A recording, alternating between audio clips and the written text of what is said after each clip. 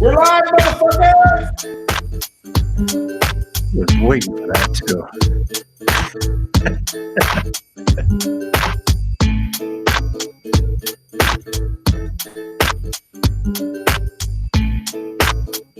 Oh yeah, you guys. That sound means that Midway Radio is back. It's your boy, Carlos.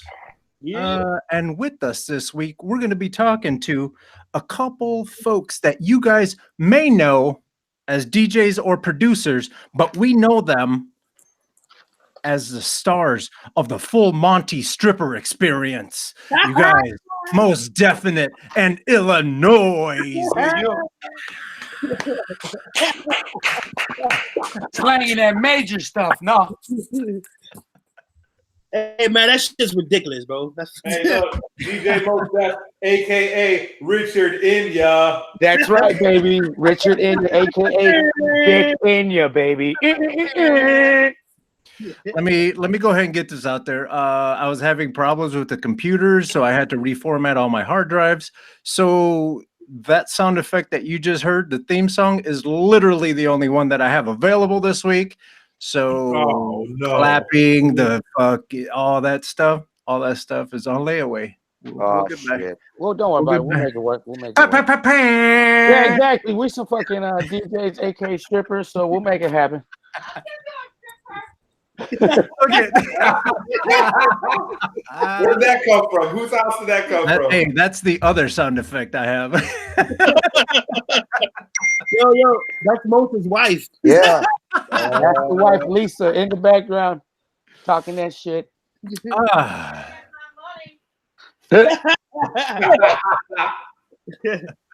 this is already being a classic episode. Hey, welcome to Midway Radio. Midway Radio. It's a lot like fans of Game of Thrones being all salty and shit, but instead of salty ass people, we have DJs. DJs like DJ Sean Doe. Yeah, what up, bro? That's my brother. What up, everybody? Oh, and on layaway from Strippers Are Us, DJ Risky Business. Yeah. All right, Swole ass Risky. Risky got that gym membership, boy. He's on that shit like a pit bull on a pork chop. Yeah.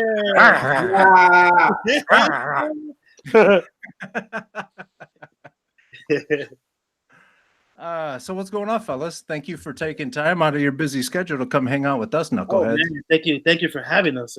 Thank you again for having us. Yeah, I think it's been. I told these guys about this maybe about 3 years ago. So this podcast and their interview has been one that we've wanted to get. So I'm glad you guys finally made it down to our podcast. Yeah, we appreciate it. Illa just got out of the plane, man. You know what I'm saying? He just got back into town, and I just got out of some, running around doing my own things. But yeah, man, we've been loving your show, man. Yes, definitely. Yeah. Illa, where were you? I ended up doing a tour in Australia. He was slanging that beat. He was slanging that beats down under, Joe. Quality. He got the meaty beats. So you said you did a tour in Australia? Yeah, I'm 1/3 of a group called Rebel Diaz. So I'm the DJ of the group. So we headed out to do I think a 15-day tour out in Australia, which started in Sydney and then worked our way north. Word. First off, I want to send big shouts out to Rebel Diaz. We definitely need to interview them and get them on our podcast. So I'm going to leave that up to you, Illa, to make that connect. You just did that in public? God. Yeah. You see how I got the finger too. I'm like, you. Like, Sean, you know what I'm saying? Yeah. But so what part you said? Sydney and where else? Well, Sydney, Melbourne. We went to the Port Augusta. We ended up going to I guess out here. You know how we had the projects out here. Out there, they got the they call them not projects. They call them Proyectos. No, not even. It's crazy, bro. Like it's like the same terminology, but just used somewhere else. You know? Yeah. It's a little crazy for us. And then they don't call themselves indigenous people. They call themselves aboriginals, and they identify as black. So it's pretty crazy. And that they were colonized not too long ago, like 240 years ago. So right, it's fresh for them. So how are the shows? Like are there many hip hop fans? There's a lot of hip hop fans. Right. We have a homie that lives out there. He went to go visit us when I used to live in New York, from Australia. So we ended up landing there. We ended up going to his house and kicking it, you know. And he has a little following in the hip hop scene out in Sydney, which is pretty dope, man. It's I could say like they're like 5 or 10 years behind how it was here in Chicago, but that's their scene. I can't really say that, you know. Yeah. But it felt like that, you know. So everybody's still on it. Everybody's still like, it felt like Sub T's back in the 90s, bro. It's crazy. Wow. So you were able to play everything like. Yeah. So when you're playing stuff, is it like you don't like? How do the fans react to what you're? Because you DJ the whole show, right? Like, are you like the opening DJ or on some of the shows? Yeah, I was the opening DJs at some of them, and the closing DJs at some of them too. But it was everything, bro. They listen to anything I play, like even, I mean, not the newer stuff, but more like Dilla style, more like 90s hip hop. That's what they really do. It. Jazzy, even the R&B stuff. Yeah, that's super sick. I'm glad you made it home safe. I'm glad that the tour was dope. You'll probably be going out again soon, so you know how you do. Sean is like, so if you need me to come through with you, hey, that's exactly what I'm saying. I got that passport. I got that young passport. Me and Sean and Most, we gotta get up soon, anyways. I got some stuff to talk to you guys about. You guys will be down with some shit. Man, hey, don't leave me out. I carry shit. Do you remember the dark room? I'm strong. The dark room. We did a show at the dark room. We lost the footage of that. Remember, Sean? Oh, rest in peace to the dark room. The dark room was So for people who don't know, dark room is was a venue here in Chicago off of Chicago Avenue, like Chicago Avenue and Western, maybe a couple of blocks east of Western, and they would have. John Doe used to work security and throw your ass out as you was acting silly and shit. Wait. Which is funny because Sean is one of the coolest motherfuckers you'll ever meet. Oh, I know, but you step on his bad side, he'll tell the motherfucker real quick, like, yo, son. No, look, son. Okay. No, son. So now we're off on the security level. Lost prevention, baby. Lost prevention. Look. So it's an art to doing security. You have to be a really cool dude to do security, or just a fucking asshole who wants to hurt people, and that's not me. You know just what I mean? had one of the coolest dudes on the show, Joey Norman, just recently. You know what I'm saying? Yes. Yeah. So, you know, yeah. There's an art to securing people. You know what I mean? So I kind of take it. That was one aspect of my hip hop shit. Was that a different life? Was that a different life? It was a different. You know what? It's the same life, just definitely a different story. It's just a different lifestyle of it. It's like you see Sean, you see him. Hey man, wait up. You work in security. You throw motherfuckers out like that. Compared to like, man, I just thought you were a DJ. And wait up, you doing graph, you doing signage, you doing marketing. You know, for people that know Sean, you saw it from every angle, huh? Yeah, you know that's what I'm saying. Sean's not just a DJ, bro. He, like I said, he was a DJ for All Natural. You know what I'm saying? So a lot of us that know him from before all that shit, and as just being a dope DJ from back in the day, getting his records, playing them records, and being one of the DJs like me and Illa would always like, man, we got to do a show with Sean. We got to do a show with Sean. We got to do a show. All the time. So that show at Dark Room, was I think it was really dope for us because I pulled out shit that wasn't hip hop. Like I was just feeling like but we all fed off one another. Yeah. Yep. And it was just an amazing meld of music. And I think, I mean, we were already brothers before that show, but I think that show solidified us. That sealed the deal. Because people were like coming up to us like, "Yo, man, y'all been practicing this routine for like how long?" And we're like, "What routine?" We Not at all. like, no, that just came out of nowhere. And I remember one part in the video or one part of the show. I turned around and I looked at Sean, and Sean's looking, and he just had that face and rocking up and down. And I'm like, "Okay, cool. I'm doing something good right now and shit." But yeah, man, it was one of them shows that, I mean, we all got down and we just like fed off of each other, man. So how long have you guys been DJing? Oh man, together? Well, or separate? You know what? Separately. Let's start with Illa first. I've been DJing since '92. Started when I was 12. I was about 12 years old at the time. So I'm gonna be 40 this year. Mm-hmm. Me, I started when I was 10. I'm gonna be 48 this year. You know, so I'm like 10 years ahead of Illa. Yeah. But together we've been DJing together almost 20 years, if not 20 years. Yeah. Fucking marriage. Look at that. Yeah, pretty much. Pretty much.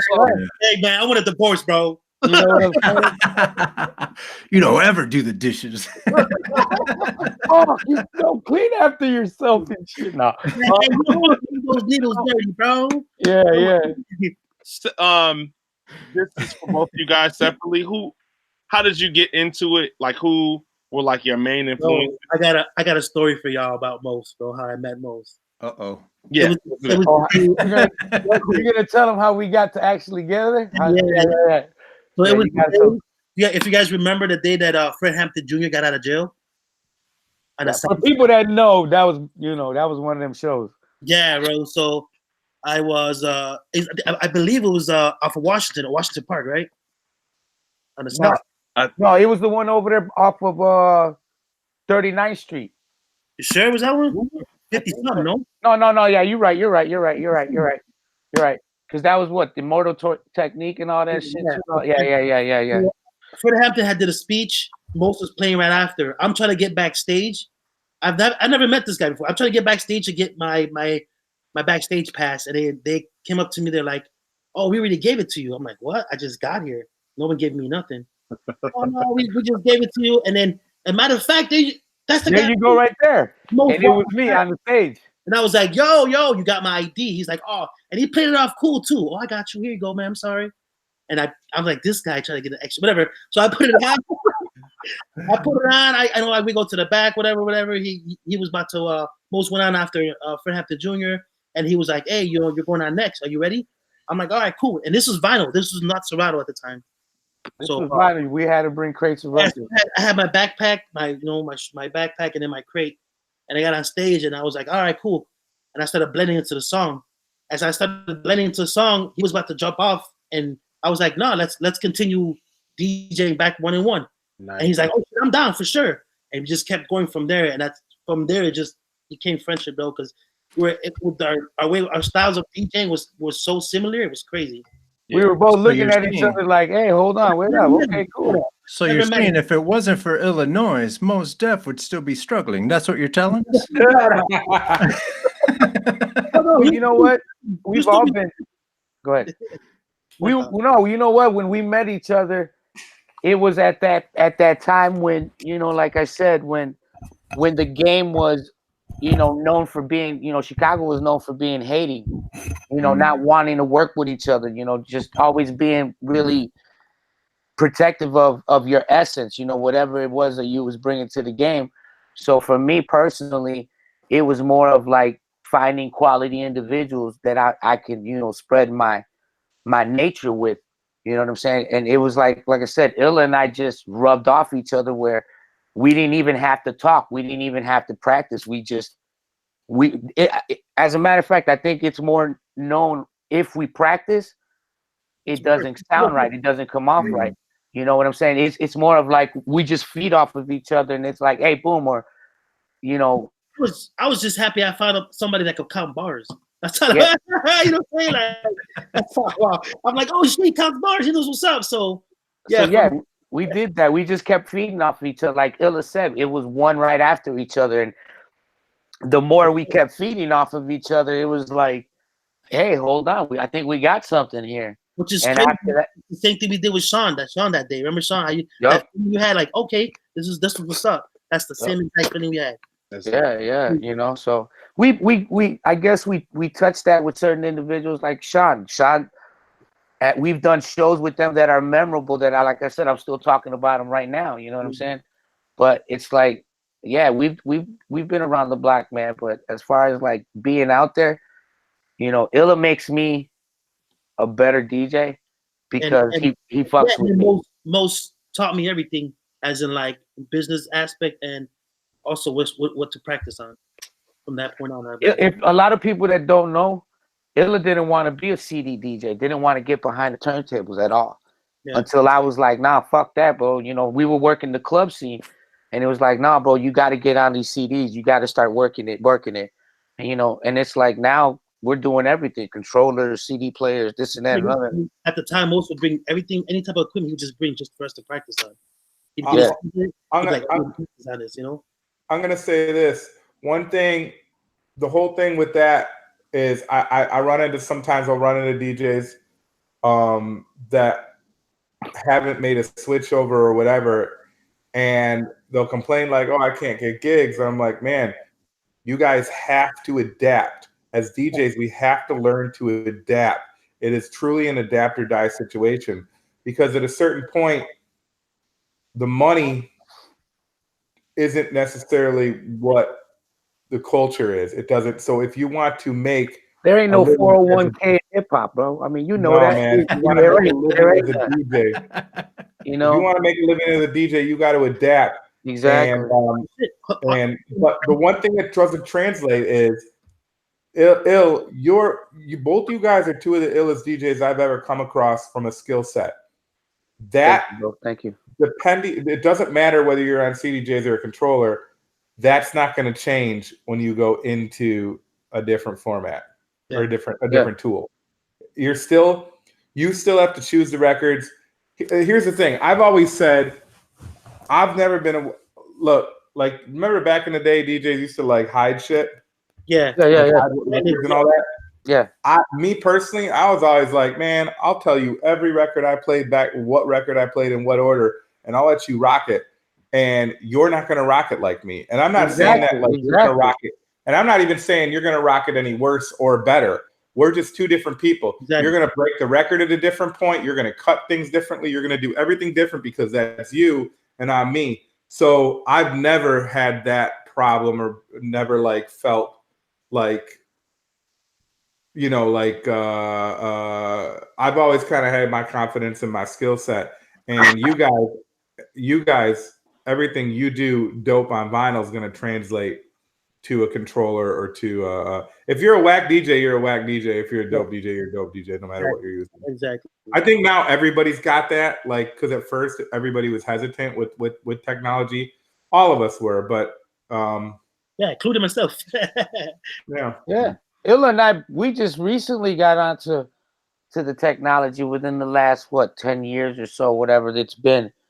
But I mean, for the most part, we stayed, you know, on the vibe. Dude, for a lot of people that don't know, Illa used to fucking be on the bus. He's another Ron. For people that don't know DJ Ron, B-Boy Ron. Yeah. You know, this guy is on the bus and on the train all the time with records, with, you know, his equipment, whatever he needs to do to go to a show. Illa used to do the same shit. I remember doing a DMC years ago, and fucking Illa came with like 3 crates of records. I'm like, hey, bro, you get dropped off. He was like, nah, bro, I was on the train. You know what I'm saying? Yeah. So it's like, you know what I'm saying? So that's where we came from in that aspect of like, fuck that. We brought that vinyl and we were like, yo, we got them crates. So we'll sit there and play the good music. And I'm gonna say this, as older men, there ain't not one of us gonna say we don't enjoy the fact that we can carry all our records in a fucking backpack. Yep. Because if I have to carry a bunch of crates of records by myself, again, and no, that's why you have children. That's why you have children, roadies, aka the roadies. Yeah, I ain't gonna lie. That's why my back is messed up now. I'm just carrying all the records. Yeah, man. Yeah, I'm pretty sure. I say now when I carry a laptop stand, I'm like, this shit's heavy as hell. Yo, I think I've even said this story on here before, but like someone one time, I was playing at Sweet Lounge and I had a controller there, and some kid come up to me and he was like, man, that ain't real. Like one of these young kids, like probably, like fucking hipster hip hop kids. Yeah. He's like, man, you ain't real. You ain't keeping it real. I'm like, motherfucker, first of all, you don't know what the fuck real is. You weren't even born when you what calls real. Secondly, I'm gonna tell you what's real. Records are real fucking heavy. That's what's real. My back hurts real fucking bad. Yeah. Dude, but I remember, Risky, I've known Risky for years, bro. I've known Risky from Mike One days and all that. But back then, I mean, Mike and Risky were out there touring. They were fucking performing. They were like where a lot of the people weren't paying attention to that shit. These guys were doing that shit. I used to run to the basement to get mixtapes, bro. Mixtapes all the time. Yeah. I appreciate it. It's all love, bro. I mean, shit. Yo, I remember the DMCs. We rocked the DMCs with you. Yeah. I remember fucking doing the what was it? The spot over on Elston. Abbey Pub?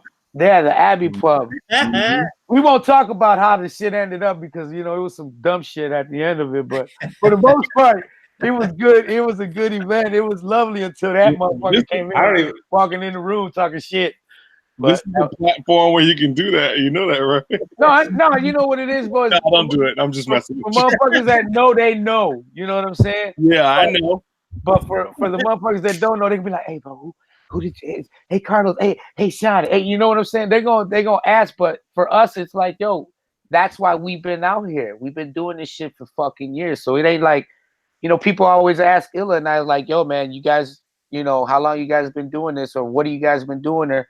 And it's the same thing to us. It's just like we do this every day. You know what I'm saying? For us, I could call him on something. Hey, out of nowhere. Hey, are you available? Or whatever. And it's always about schedules. It's all about dates, about availabilities, and just being around good people. Yeah. Yo, one thing I want to bring up real quick. Well, I mean, you knew Mike. Yeah. You got to know Mike and you worked with Mike. I worked with Mike. I never DJ. I never had the opportunity to DJ, but my brother Illa did DJ for Mike One before. That's what I was gonna say. You know what I'm saying? So we all touched it. When I wasn't around, a handful of people ended up, getting to work with Mike, and Illa got to rock with Mike. Man, it was so dope too. And I was like, shout out to DJ Trilogy. He did also for Mike One too. Trilogy did, B-Vax did, Sean did. Yeah.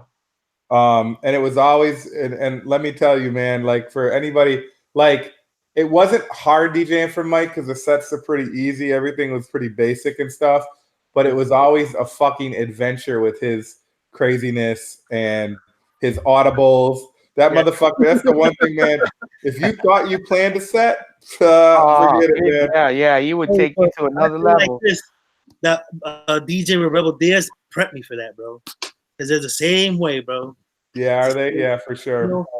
But yeah, man, it was so much from practicing to just that day, man. It's I was blessed that he asked me to fill in for you. You know how it was. Oh man, we were blessed to have you, dude. I mean, bro, it's crazy because I got that Mike One record from back, but that whole Jesus, the fucking cross sign, all that shit had me.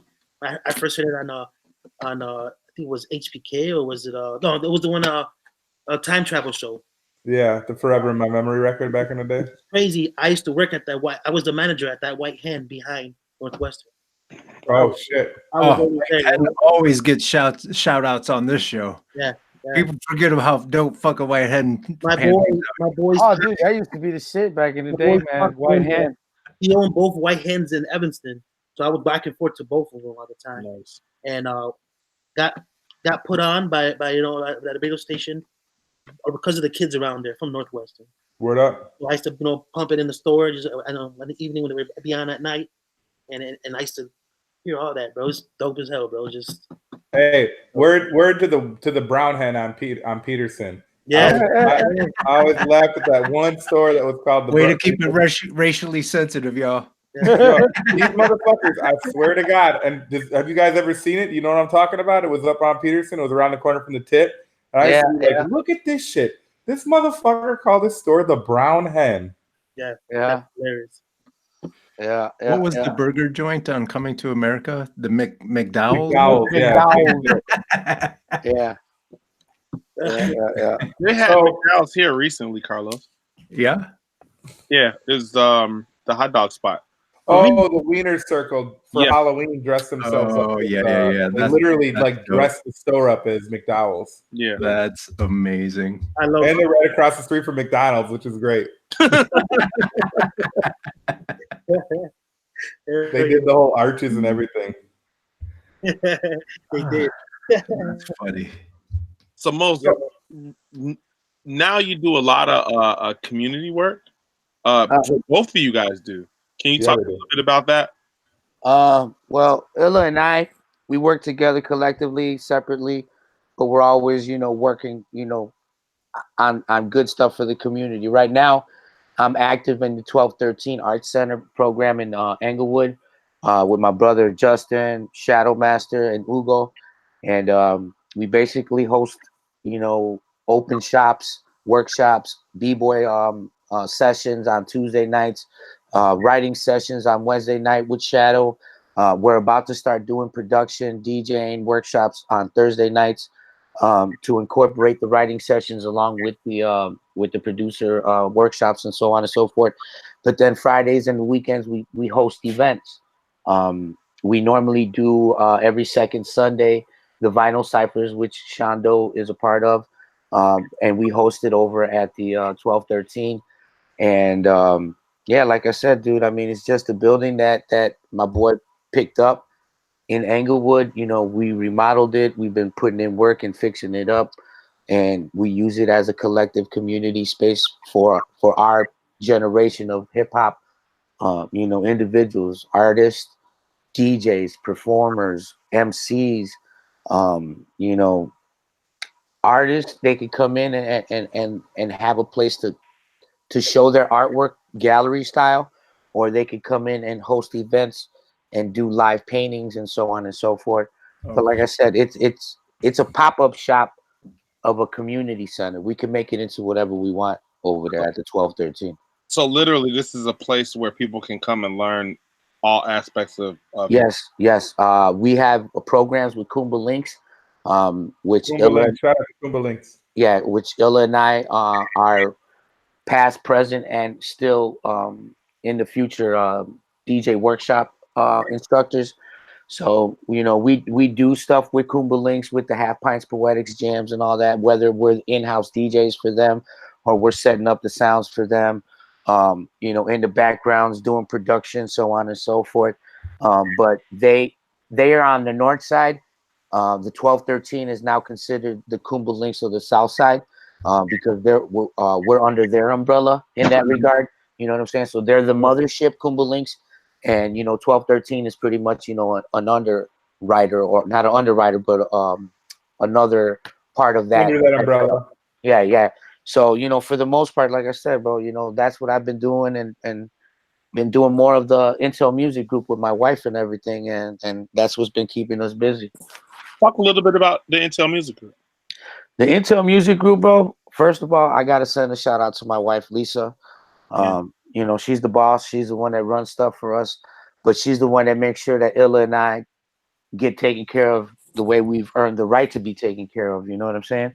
But Intel Music Group is basically your one-stop shop of hip hop. Yellow Pages, where you call us up, you call her up, and ask, hey, I need b-boys, I need graffiti writers, I need MCs to host, I need a sound setup, I need DJs, I need producers. That's what we do. We locate individuals, quality individuals for people, and we put them in the right, communication line to go ahead and have everybody have a network together so we can all eat together. You know what I'm saying? So we can all make the moves and say, hey, here, listen, I can't be out of town. I can't do this because I'm doing this. Illa, he's running out of town. He's doing it. Okay, here, it falls on him, or it falls on one individual within our circle. Like this coming week, Illa's not able to do an event. So I did reach out to Shondo, and I'm excited to have Shondo, but I really can't talk too much about it. But we got a major show going on this weekend. But you know what I'm saying, and I'm just happy to have him. And I'm just happy to be fucking playing with him because it's been a minute since Sean and I have played together, on the music, on the turntables, just. So I'm really excited about that one. Sean will surprise you, man. Sean surprises me because Sean's a fucking beast, man. Well, Sean's a fucking beast. Sean's a beast. He's a beast, man. Motherfuckers that don't know Sean, he'll put that motherfucking thing on your ass. I don't want to sit here and fucking stroke pause Sean too much. But that motherfucker got size 14 shoes. You don't need to be stroked anymore. Goddamn. Oh my God. I'm gonna say this. Technically, Sean Doe's so ill, and that's not like a surprise or anything. Like, he's dope, and he's dope at hip hop. Where Sean surprises you is from being a hip hop DJ. The one thing that we get pigeonholed being hip hop kids is that we don't know shit outside. Sean will fucking surprise the fuck out of you how versatile Sean is and how he can fucking do. Yes. Sean, you ain't dancing, he's gonna escort you out the building. People will look at Sean and be like, yo, and don't know that this motherfucker can pull a heavy metal set out of his ass. Yes. Trust me, I know. And he knows it. It's not like he's just like a dude randomly grabbing like metal. Like, he knows the stuff. He does his homework. He's fucking all right. I'm done talking shit. This motherfucker. For people that don't know that side of Sean, it's like I said. For people that don't know, he's a dope ass fucking graphics designer. For people that don't know our other side of business, Sean created our logos for that side of business, for the M&S property management, because my wife also is a general contractor. She does construction work. She does marble, granite. Like I said, my wife is a beast. You know what I'm saying? Bro. Right. Shout out to Ride or Die. Shout out to Ride or Die, because it's hard to find. Hey, bro, you know what? You funny. Hey, where did you meet her? She always says that. She always says that she's an original Ride or Die bitch, and she is, bro. I mean, like I said, Illa will tell you. I mean, Illa and I have gone out of state to pick up equipment because Lisa's like, yo, y'all motherfuckers need to go get this equipment to make this money so we can get this shit going. What was the equipment? A mobile stripper pole? Fucking right, bro. But the actual sound system to go with the stripper pole. You can't be a fucking male fucking stripper just with a pole and no fucking sound system, bro. Hey, just so you know, how are you gonna fucking get the sound effect of that meat slapping the fucking thing? Hey, listen, without that sound, bro. Listen, just so people know that when you hire Mose as a male stripper, he's gonna come in a postman uniform because this motherfucker delivers. Exactly, Joe. I'm telling you. But see, the thing is my wife's gonna let you know right up off the bat. Ain't no motherfucking thing being put out unless I'm getting paid. She's like, yes. She's like that. She's like that. I feel like a high class hoe. Because when I come home, I'm like, here you go, daddy. You know what I'm saying? Because I give her the money, but she keeps giving me the credit cards to go ahead and get the motherfucking equipment that we need for Intel Music Group. You know what I'm saying? Because, like I said, we got 6 sound systems we can run.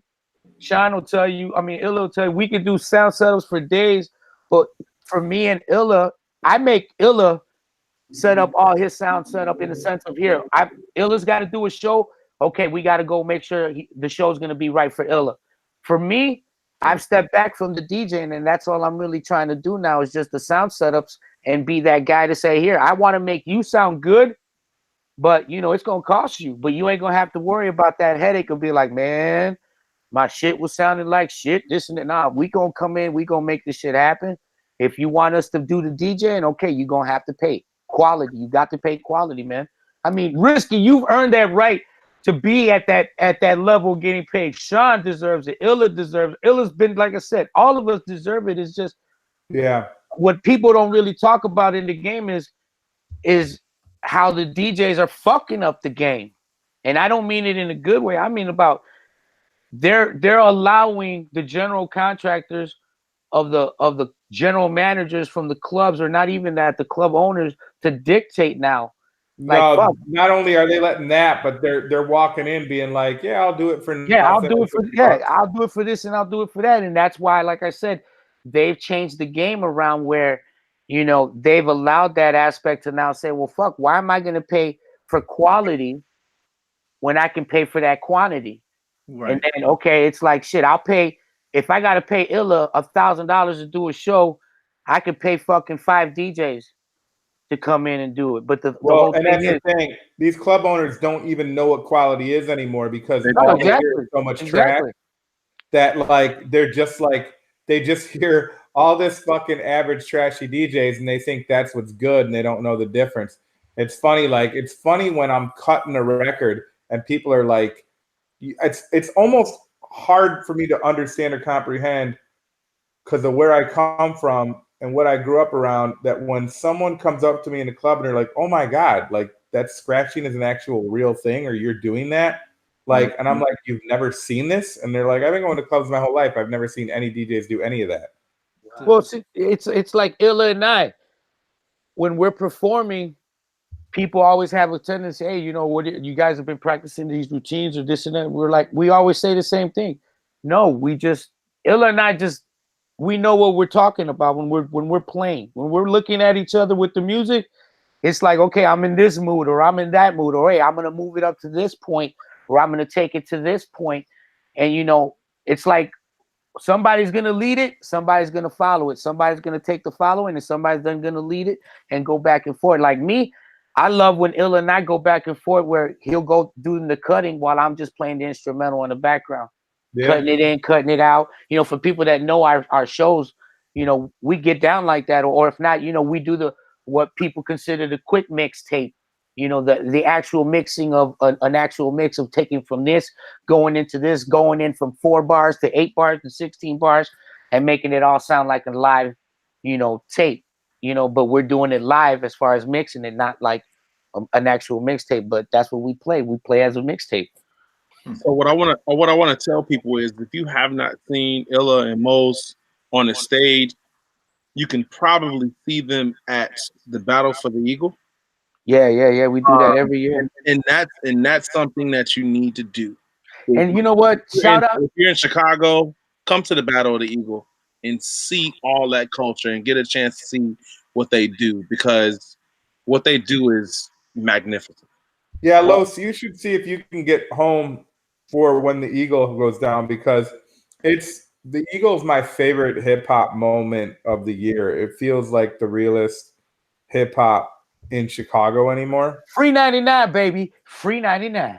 Yeah, and it's cool because it's in the park. It's all day. It's all the elements happening right there, and it's crazy as it sounds.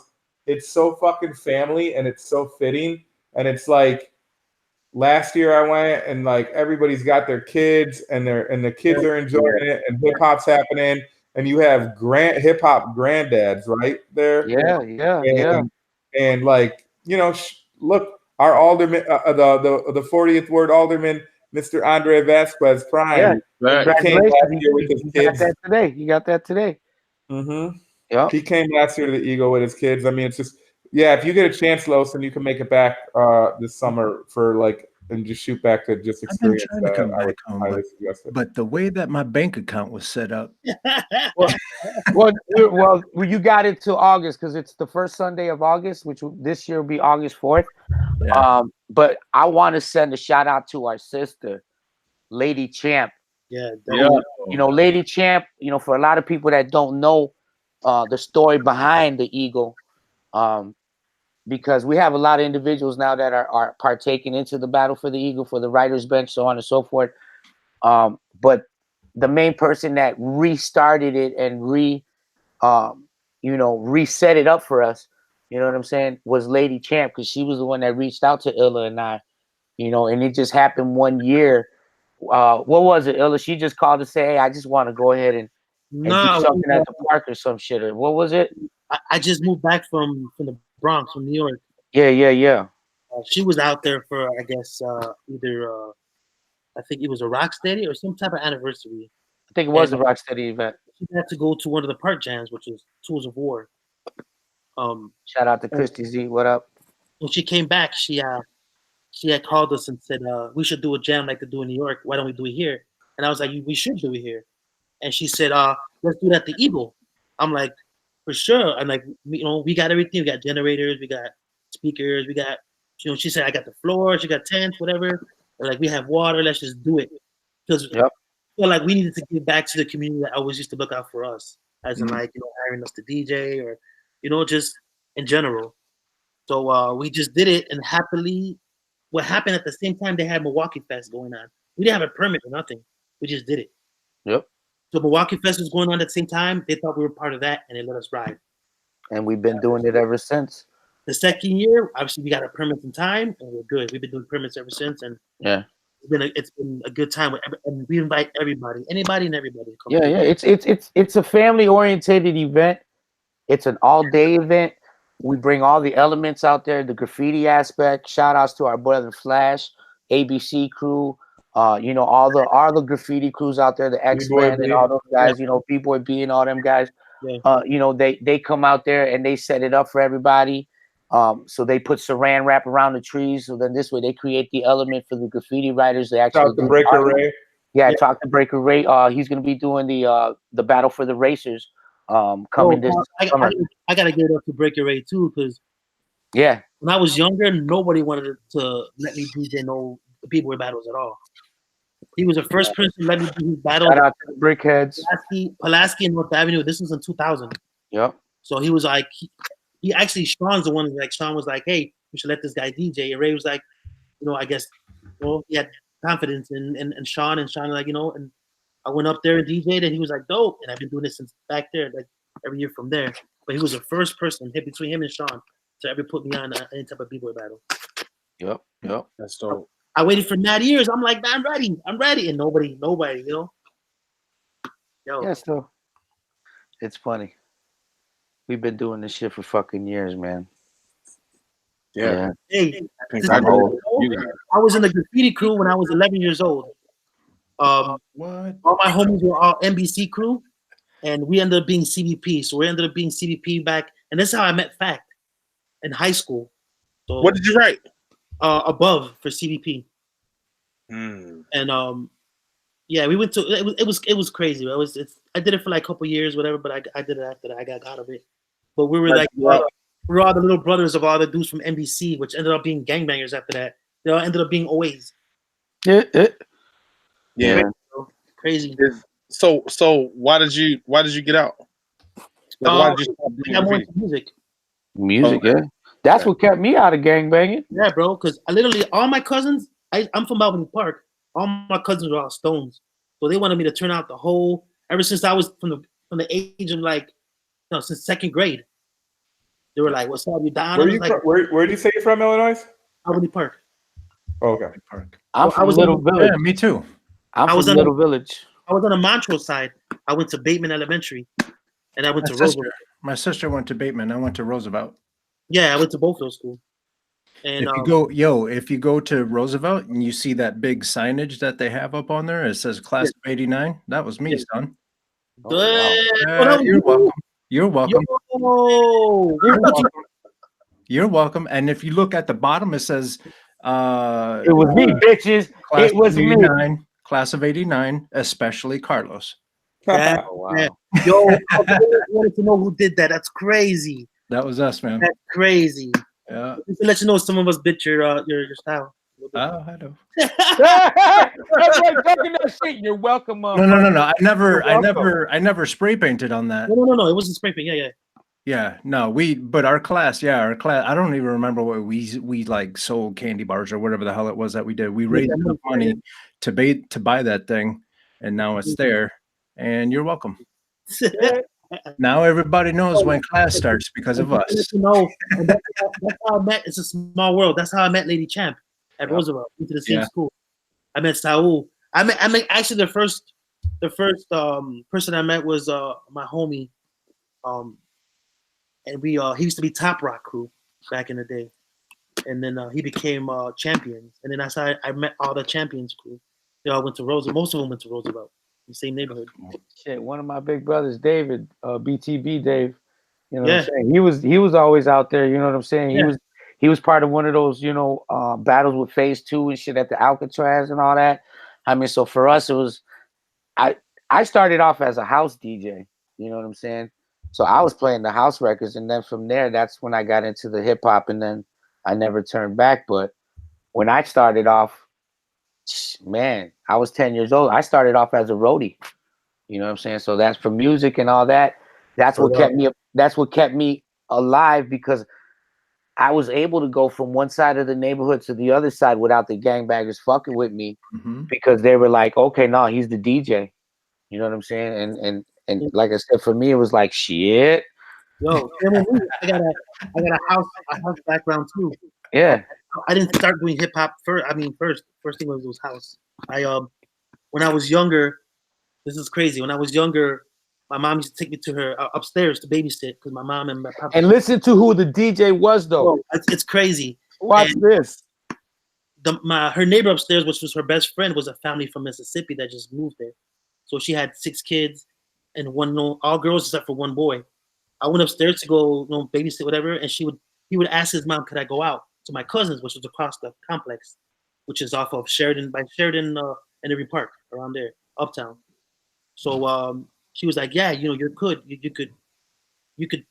go across whatever to see your cousin, as long as you take which they used to call me Caesar, that's my middle name. As long as you take Caesar with you. I was 4 years old at the time. He was about 10 years old, so he's a little older than me, Take me to the neighbor's house, and I would sit there and watch him and his cousin practice for hours. I would just sit there, and they would trip out, because I would either start beatboxing or just wouldn't move. And they would ask, you want something to eat? I'm like, yeah. But I would never say anything. This is crazy. So they're telling me all this story. So I lost contact with them when I got older, after 8th grade, going into high school. Just recently, about a year ago, I was doing a party for Julio from Kumba Links, and there was this DJ that was going on after me. He was the last DJ. So I was playing some house. He's like, oh, what you know about house? I was like, I know a lot about house. You know what I'm saying? I was born in 79. He was like, that's what's up. And I looked at the dude. I'm like, damn, he looks familiar. I hit up my sister when I got to the house. I'm like, man, what was this guy, Chris's last name? And she's like, I forgot. She hits me up the next day. I remember his last name. His name was Underwood. His name is Chris Underwood. Wow. So, yeah. Facebook to look up his name, and he's already my Facebook friend, which is crazy. I sent him a message like, hey, what's up? You remember the little Spanish kid you used to watch, or you and your cousin used to watch when you were little? And he's like, what? And he's like, what's your name? And I said, I give him my name. And then he goes, is your name Caesar? I'm like, yeah. He's like, what the fuck? So he sent me his phone number, and I called him. I'm like, it's been years. He's like, where the fuck have you been? Like, so his family's been looking for us for all those years. Wow. And then that same year, I ended up going to Mississippi for Thanksgiving with him. It was crazy, yo. That's fucking nuts. That's good, dude. And at that time, which was crazy, I was kind of losing it. I was like, the hip hop shit, the music. I was like, I don't know if I could continue doing it. And that co-signed me, because he invited me to his party. I went to his party, and I heard all that music that I used to play from back then. Yeah. It brought me back, bro, and I thank God that he fucking came back into it, bro. It's crazy. Yeah, that's crazy. Dope. That's dope. Crazy. That's dope. Like, so you still hang out? So you would say that he was probably one of the main ones that influenced you to DJ. I was 4 years old though when I saw him DJ. And if you didn't, but also remember, he also said the beatboxes. For a lot of people that don't know, he's called me Illa won one of the Scribble Jams in the beginning. He actually won. What was it that you won? In Miami. The pro-am in Miami. He beat he won the beatbox competition out there. Get the fuck out of here. Yeah, look at this guy. People don't know that shit. So I never knew it. Yeah, Illa would come out and he'll just start beatboxing. And for people that don't know, like I said, Illa's a dope ass beatboxer. He's a dope ass producer. He's a dope ass. Yo, Illa. Yeah. Can you beatbox? We're gonna have it. You don't have to, bro. You don't have to. I'm just fucking with you. That's right the fuck out there. When I was 17, I moved out to Birmingham, Alabama, and that's the name they gave me. My boy's like, you're from Chicago and Illinois. He's like, man, you make mad Illinois from mouth, bro. He's like, that's your name, Illanoize. And we used to make fun of it. They used to make fun of me all the time about it. So that's how the name stuck with me. That's awesome. Illanoize. Hey, real quick, I want to ask you about because you're a part of an important group, Rebel Diaz. Yeah. You guys are making noise, and I hope I'm not asking something because I'd fallen off a minute. I lost my internet connection for a minute and fallen off earlier in the show. Yeah. But did you guys talk about you being the DJ for Rebel Diaz yet, and then how that came about? Yo, so this was in 2000. My homies hit me up. Me and the group, which consists of me, Rod Stars and G1, and those guys are brothers. They're from Chile. Their parents were exiled out of Chile during the Pinochet era. Wow. So they're literally political refugees. Yes, they used to be under all the meetings of all these, when they were younger. But then they also had the Chicago side of them. We used to hang out with their homies, which happens to be we all had the same friends, which is the same group champions, Lady Champ and all them. One day, my boy hits me up. He's like, "Hey, they need a DJ. They're doing a show at Martyrs." And he's like, "You're the only DJ I know that'd be, be able to do it and deliver type shit." I'm like, "Oh, I appreciate it, whatever." So actually, they were looking for a DJ for this girl named Ana Tijoux, which is she's from South America, and she's a Grammy award-winning MC, bro. She's dope. Her DJ couldn't come, couldn't make it through, or couldn't come, or he didn't get his visa in time, and she didn't have a DJ for Chicago. So she's like, "Well, can you DJ for me?" And the group was like, "Well, we gone before her. You could DJ for us too." I'm like, "All right, cool." So we literally came to my house in 15 minutes. She wrote down, we went over music. She gave me her music on my computer.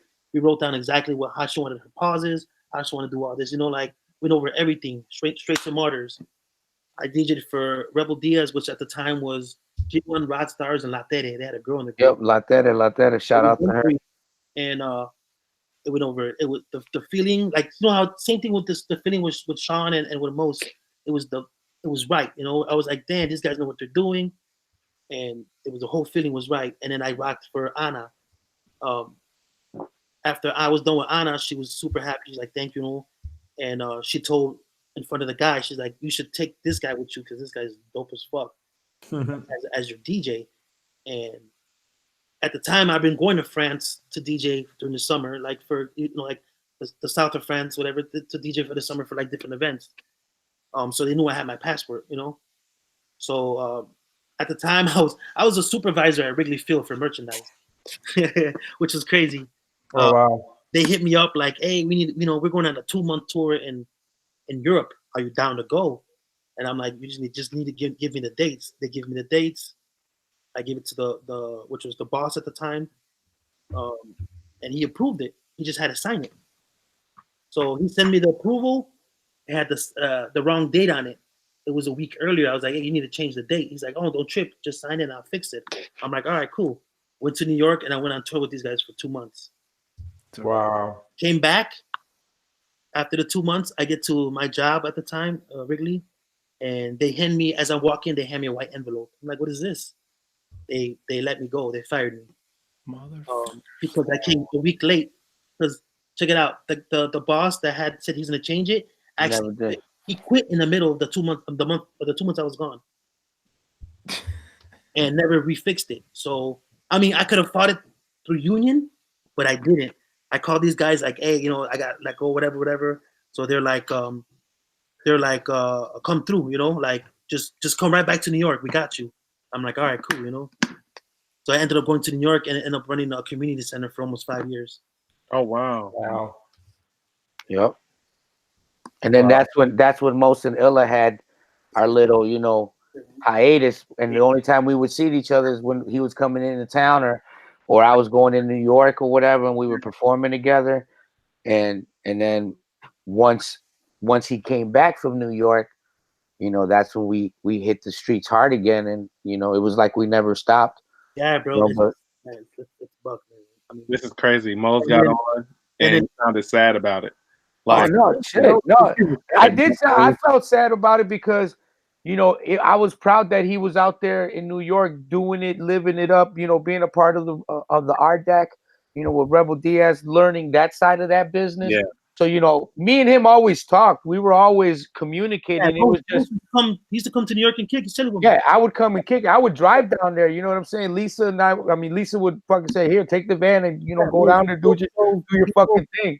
He drove Ange, SOL. Yup. Seth, Sen, fucking Astonish, Ricky Dubs. I mean, dude, you know, we've all been together, you know, down there. That was the first time in New York, and Moses is the one that drove him there. Yeah, you know what I'm saying? And it's like, dude, for me, it was just, you know, I felt good every time I DJ with him. You know what I'm saying? So like I got to perform with Ange as her DJ. We got to perform at the Art Deck. You know what I'm saying? Not too many people can say that shit.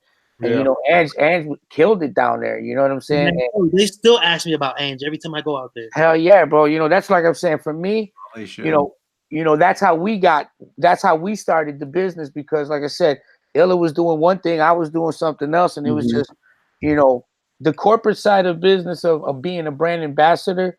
You know, it became that, you know, that life, you know, where it was like, okay, damn, that's why we stay booked, because we're providing that quality. But it was like I said, we were always spreading that wealth with each other. You know what I'm saying? And like I said, it was just always keeping each other busy. Old school loyalty. Yeah, loyalty, bro. You know what I'm saying? Because like I said, I mean, it was always somewhere or another. We always had that 6 degrees of separation of knowing somebody from knowing somebody that knows who we are. Or you're like, man, you guys always look familiar, you know, and we're like, oh, well, you know, we get that a lot. And it turns out that, no, I know you're a DJ or whatever. And I'm like, oh shit, you know, and a lot of people are fucking Illa's got a shitload of cousins and family, bro. So, you know, we see a lot of people on the road and all that. Yeah. And like I said, and another story about Ron. We were in New York one time, and guess who we see fucking walking up? Ron standing in fucking line by himself in New York. And we turn around, we're like, hey, is that Ron? and sure enough, it was fucking, and that's exactly right. And it was fucking Ron. And he's in line. You're like, hey, bro, you want to come hang out? It's like, no, I'm here. I'm gonna do what I gotta do. That's exactly what he said. Nah, I'm good. He's like, no, I'm good. I'm gonna stay here in line. And I'm gonna do what I gotta do. But yeah, bro, like I said, it's a beautiful relationship that we've had for 20 years. You know what I'm saying? As brothers, because that's what we are. You know, some people are going to call it a marriage. You know, I can tell you right now, there's certain DJs that my wife does not want me to be around, or, you know what I'm saying? And she'll tell the motherfucker real quick, like, no, fuck you. You know what I'm saying? You know, Illa, he's lived with us. You know what I'm saying? We've lived together. You know what I'm saying? We've always helped out each other. So it's always been, you know, a collective. You know what I'm saying? I'm not going to say lucky, but I've had a lot of good friends, bro, in my life that always look out for me.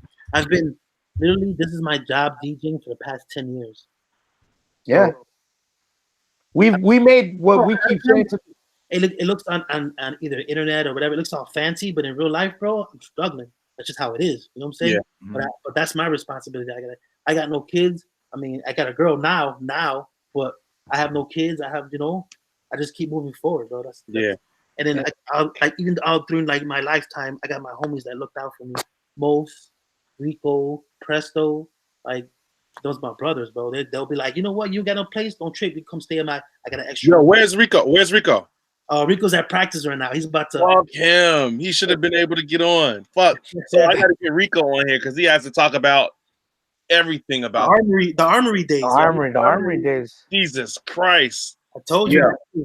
We've been connected to a lot of people, good people, bro. Like, it's there, you know. Like even between all of us right now, we'll.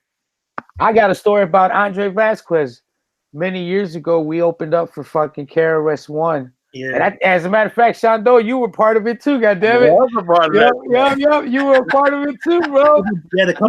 Yeah, because he was DJing for Astonish, and Illa and I ended up DJing for KRS, and we were DJing and shit, and Andre, you know, Prime, better known back then, he was one of the host MCs and shit. Yeah, dude. That's what I'm saying. For us, it's like I said, we've been blessed to be around all that good shit, man. You know what I'm saying? And be around good people. But that's what it is. It's a camaraderie of loyalty. You know what I'm saying? Shout out to the KRS-One DJ club. I'm in there too. I got to spend. Yeah. You know, like I said, you know, for people that have been there, you know, he don't just let anybody fucking DJ for him and all that. But I was so scared, dude. Let me tell you, it was the Cubby Bear, and I was fucking nervous. Yeah. That's what we were at too. We were at the Cubby Bear too, and it was just when all that Stop the Violence shit was coming about. We did an event with one of my brothers, Grant Parks, because he produced one of the tracks with Q Billa, with Prime, with KRS-One, and they did a song together and everything. Intel was there too. Say what? Intel was there too. Yeah. Intel 2 was there too. So, you know, it's like I said, we've always been around with quality individuals, bro, you know, and throughout the years we get to touch a lot of people, you know what I'm saying? But it's like now, you know, I don't mind being not a DJ. If you get me on a flyer or whatever, it's because I fuck with you. You know what I'm saying? Or I know you. You know, for people nowadays, I really truly pass that shit on. I pass that business because I've been doing this business for almost 30 plus years. And, you know, my kids grew up in this business. So like what Illa's talking about, you know, I'm the other side of it, you know, struggling, you know, doing the business of DJing, not having no 401k, you know, investing your money in equipment and rolling the dice and making sure that that's going to come back to you. So like I said, you know, for DJs that are in this game, you know, I got to shout out to my wife, Lisa, because she is an original ride or die. Because like I said, bro, she's the one that's out there investing in me. She's my biggest investor. You know what I'm saying? She is the biggest believer in me, in our business. Because like I said, I mean, she's the one that gives me the money to say, okay, cool, let's do this. Let's work the budget out to make it happen. But then that's why she stands on my square for me to stand on that business, because she's like, yo, you know, that friendship ain't gonna pay the bills, or that, oh, hey, this, it didn't happen for me. Oh, well then, you know what, then, you know, I'm sorry, I can't fuck with you. You know, so deposits need to be made. You know, you want Illanoize for this? This is Illa's contract writer. This is this and this, da da da. You know, so she makes sure we get taken care of and our people get taken care of. You know what I'm saying? And it's, you know, that's how I like it, bro. I don't like, people always say, I don't want to talk to her. I don't want to talk to her. I'd rather talk to you, Illa. I'd rather talk to you most. You know what I'm saying? And yeah, they do, because they like to feed us that bullshit. Right. And, you know, we just, as performers, we just want to come in and do what you're paying us to do. Rock out a set. You know, we don't want all that extra shit. You know what I'm saying? That's why, like I said, my wife is very articulate with that shit. We all need a Lisa, man. Hey, Lisa, come here. Man, I'm telling you, bro. I'm calling her right now. So for people that don't know this woman, Lisa and the Coke Jam. Yeah, Lisa. She puts it in on motherfucker. She's business. You know what I'm saying? But like I said, when I met my wife, she was, like I said, she was a ride or die. I could tell you stories about, you know, she was one of the original motherfuckers that was kind of like, you know, you out there fucking hoeing, you out here doing this and that and other, you know, going to the clubs. And then it became a point where, come over on this side, baby. I'm sorry. She's just waking up. She's been feeling a little bit under the weather. So please, you know, we'll give her a little. I'm about to put her on the spot. Hell yeah, I'm putting her on the spot. What up? For anybody that don't know, this is my wife, my queen, my goddess, my wife, my partner, my business partner, Lisa. Hey, girl. She's the owner of Intel Music Group. She created it for us. Hey, can she hear me? You know what? Hold on. I'm gonna give her one of the earplugs so she can hear you. Hey, Lisa. Hi, how are you? Good. How are you doing? I'm good. I have a quick question for you. In how many languages can you say "pay your damn bill"? I can say it in English, pay your damn bill. I can say it in Italian, pagas tu biles. And I can say it in, I'm sorry, that was Spanish. And I could say it in Italian. Don't let her start talking that street culture shit to your ass, because she will put it on motherfucker real quick. Bro, after being on the airplane for so long, bro, and yesterday I ended up going to Sammy's communion party. Yeah, Confirmation. My confirmation party. Yo, that's the best. Oh my god, man. I was dying laughing so hard yesterday. It was so much. Yeah, like I said, man, my sons have grown up with Illa. You know, Sean, everybody that knows us, you know, they know my kids know them. You know what I'm saying? So my family is blessed to be a part of this culture. Like I said, my wife is my biggest, you know, provider in the sense of my backbone. She's always looking out. And like I said, we've had our lights cut off, our electric cut off, our water cut off, all at the same time. Who hasn't? Yeah, but you know what I'm saying? But to be a person to start off the business, like Illa said, you know, this is what we do for a living. So why, you know, so when people are asking us, why you guys charging this or what? Hey, because you want that quality work, you got to pay for this shit. But, you know, it just at a point where we've earned the right to be quality individuals to get what we pay for. And that's how we tell people, I'm like, hey, you're going to get what you pay for. But it's just having representation like a good woman, my wife, you know, beside me and beside us as, you know, as individuals. I want to say salutes to Lisa, man. I love you. You don't understand. And big congratulations. She also just graduated too. Got my master's degree, buddy. Oh, girl. Yeah. Listen, man, listen, for a lot of people that don't know this, my wife, you know, put a lot of us, you know, on that, like, oh, what the fuck is gonna go on? Because for a lot of people that don't know, my wife suffered a brain tumor June 23rd of last year.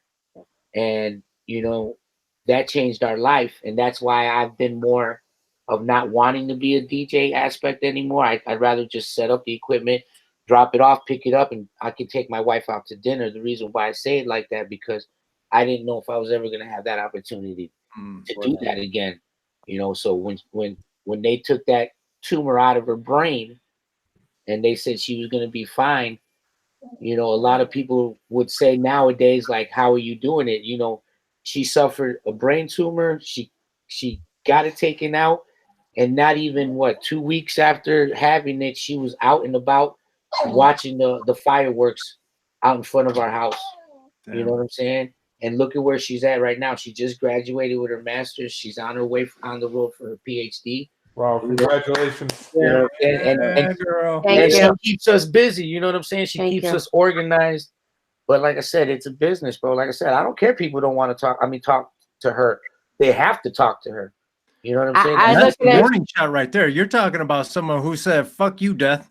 Exactly. Yeah, exactly, bro. Exactly. You know what I'm saying? You don't know, we got some hard-headed motherfuckers out here. Bro, for people that know us and know the background of us, when she got out of that when she had that seizure on me and she woke up in the hospital, the first fucking thing that she came out of her fucking mouth was, hey, why are you still here? Why are you looking at me? Why aren't you over here setting up the equipment for this show that we're doing right now? Shit. I was like, yo, my son was with me. My son, Russell, DJ Severe, you know, he was with me and he was like, are you fucking kidding me? Mom, you just had a seizure. And he's like, what?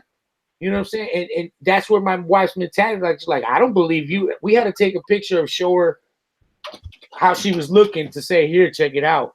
Yeah. You know what I'm saying? And like I said, to where she's at now, like I said, bro, she's a big part of the company. She's a big part of me and Illa, you know, because like I said, when people don't want to pay us, guess who they talk to?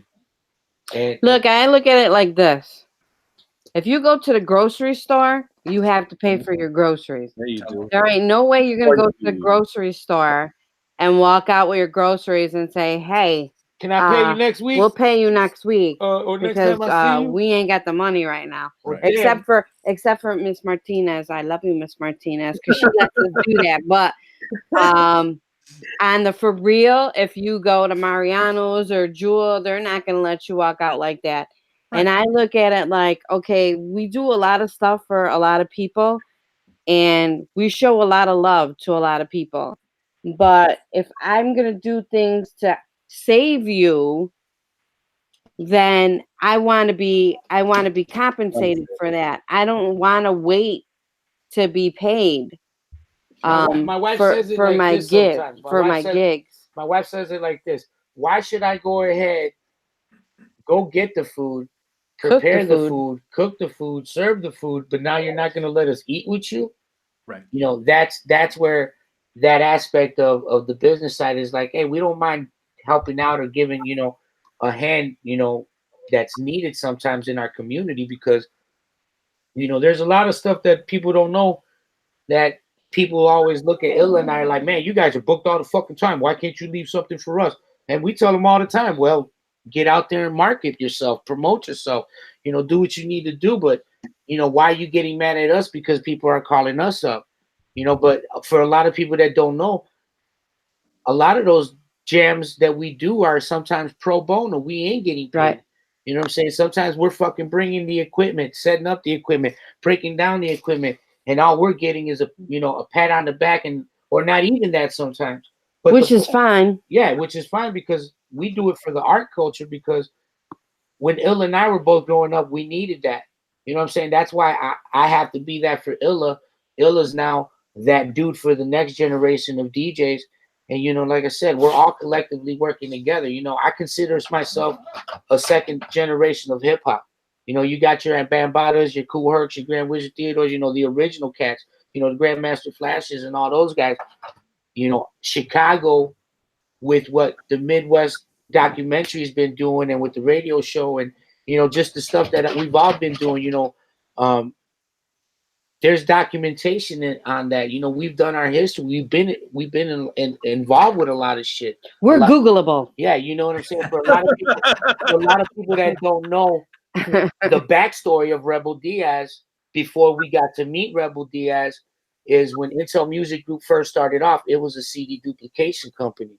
So we were making everybody's mixtapes, including Rebel Diaz. Mm-hmm. You know what I'm saying? So when Rebel Diaz first started making their mixtapes, we were the ones doing their mixtapes.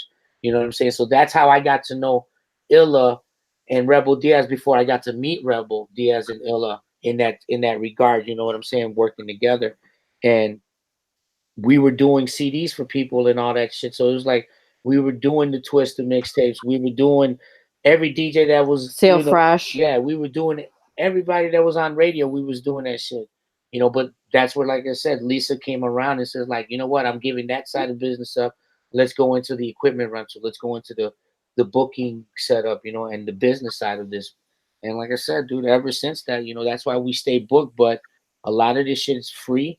But when you do free shit, for the selective few that you do shit, you get blessed, and that's why Illa and I and a lot of the people that we fuck with, like I said, I'm excited to be DJing with Sean this coming Saturday, and I'm going to say it regardless. It's for the fucking Michael Jordan SB shoe. A lot of people are talking about it. A lot of people wanted to be on this. And my brother Sean Doe, DJ Sean Rocca, myself, the Chicago Original is hosting it. Shout out to Uprise Skateboard Shop and all that involved. You know what I'm saying? And like I said, bro, this Saturday, for the people that know, Clemente High School has that skating set, atmosphere, community, and we're gonna be doing what we normally do for the skate jams over there. You know what I'm saying? And Illa normally is with me, Lester Burnham, Sean Rocca, of course, DJ E Double and everybody else. And like I said, Illa's not available this time. He's booked already doing something else with family. And like I said, I'm excited to have fucking Sean Doe a part of this shit, man. Man, Sean, I really can't fucking wait to. Man, I'm trying to have another dark group moment, bro. Believe that. It's gonna be amazing. Yeah, that the whole skate scene with the music, dude. That's one of the funnest times I've ever had, bro. Yeah. And that goes back to the Eagle, the writers bench. Yep. And it's all about community, because like I said, the writers benches is a completely free event. It's nobody's making no money on it.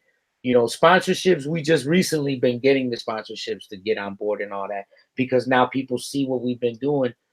And for us, it's like we said before, Lady Champ brought it to our attention and it just happened to be something that we rolled with and something that we continue to keep doing. And this past year was exciting because we had the heavy hitter himself, DJ Nonstop, fucking with us. We had our boy DJ Top Speed, and we had Level 57. Level 57 from Italy, who happens to be an official Rocksteady DJ. And she's from Calabria. Yeah, my part of Italy. We had Forrest Get 'em Gump from NY. Yep. You know what I'm saying? So, like I said, the people that have performed at the Eagle and the people that have DJed at the Eagle, the winners. You know what I'm saying? Shout out, like I said, to B-Boy Ray and the Mighty Brickheads, because right now the Mighty Brickheads are the ones that are holding the championships. We've had Beast Boy as a champion, Chilango as a champion, Chickies as a champion, and just this past recent year, B-Boy Evil You know, and Evil won the championship this past year, and he had said it himself. He goes, bro, I wasn't expecting it. I haven't been training. He goes, but you guys came bringing the show, and man, you just made me, dance or whatever. And like I said, it's our atmosphere. Carlos, we would love to have you come down, bro, because this year is gonna be fucking crazy again, bro. And we would love to have you down here. And like I said, it's family orientated, bro. It's family orientated. Yeah, the kids and the kids that break dance and just get out there and do their thing. I myself personally, I like that when the kids come out. BVAX performed. Aztec De Niro. So Audacity's done the beach showcase and stuff. DJ Han Solo. Shout out to Red Cup, the Fundamentals. And coming in June, the Power Style Radio reboot. We're about to come back, you know what I'm saying? Kid Jungle, Ange 13, D Nick, the Microphone Misfit, all the Power Style Mixmaster DJs, my brother Illanoize, myself. At the end of the day, ain't no one gonna do nothing for us, but we gotta do everything for ourselves. Yeah, exactly. You know what I'm saying? And that's what we do, bro. And that's what we do. And I want to put it out there. So I'm not a DJ. I am an owner. I am a wife. Yeah, for a lot of people that don't know, she's the owner of Intel Music Group. I am not. I am not the owner. I'm an employee. Okay, that's why I keep telling motherfuckers. People don't understand. It's not my money. It's not my equipment. That's the way it should be. You know what I'm saying? But no, it's on some real shit. Like I said, bro. A lot of guys always tell me, hey, bro, how do you guys do that? Or if not, they ask me, hey, can you have your girl talk to my girl? And I'm like, yo, bro, it's about having that, like she said, line of communication. You know what I'm saying? But that's why, like I said, I have to share the spotlight that you guys are giving me a platform to speak on, because without this woman, I wouldn't be where I'm at. And as my brother to my left or my right, my brother Illanoize, he's always been there with me. And then everybody else I fuck with, Sean, you're another brother, bro. You know what I'm saying? We blood from others, but when it comes down to it, bro, you're my blood. You know what I'm saying? There ain't nothing I won't do for you and for the family and all that. And like I said, same thing with Illa and everybody else, and like I said, Risky's been talking to me for a minute about this. Sean's been talking to me for a minute about this, and Carlos, we just got the hang on each other on this. But, Illa and I have been out like, hey, whenever you guys want us to be blessed, to be a part of this radio show and this broadcast, hey, it is a blessing, but like I said, man. Okay, you're taking my shine for a moment. I'm sorry. So I was saying before my husband went, that's why you only give him most 10 minutes on the microphone. So I am not a DJ. I'm not a producer. I don't make beats out in open and private. That's something else. But I know what a chirp is. I know what a blend is. I know what a transition is. From listening to Mos, Illa, Sean, everybody who's in the game.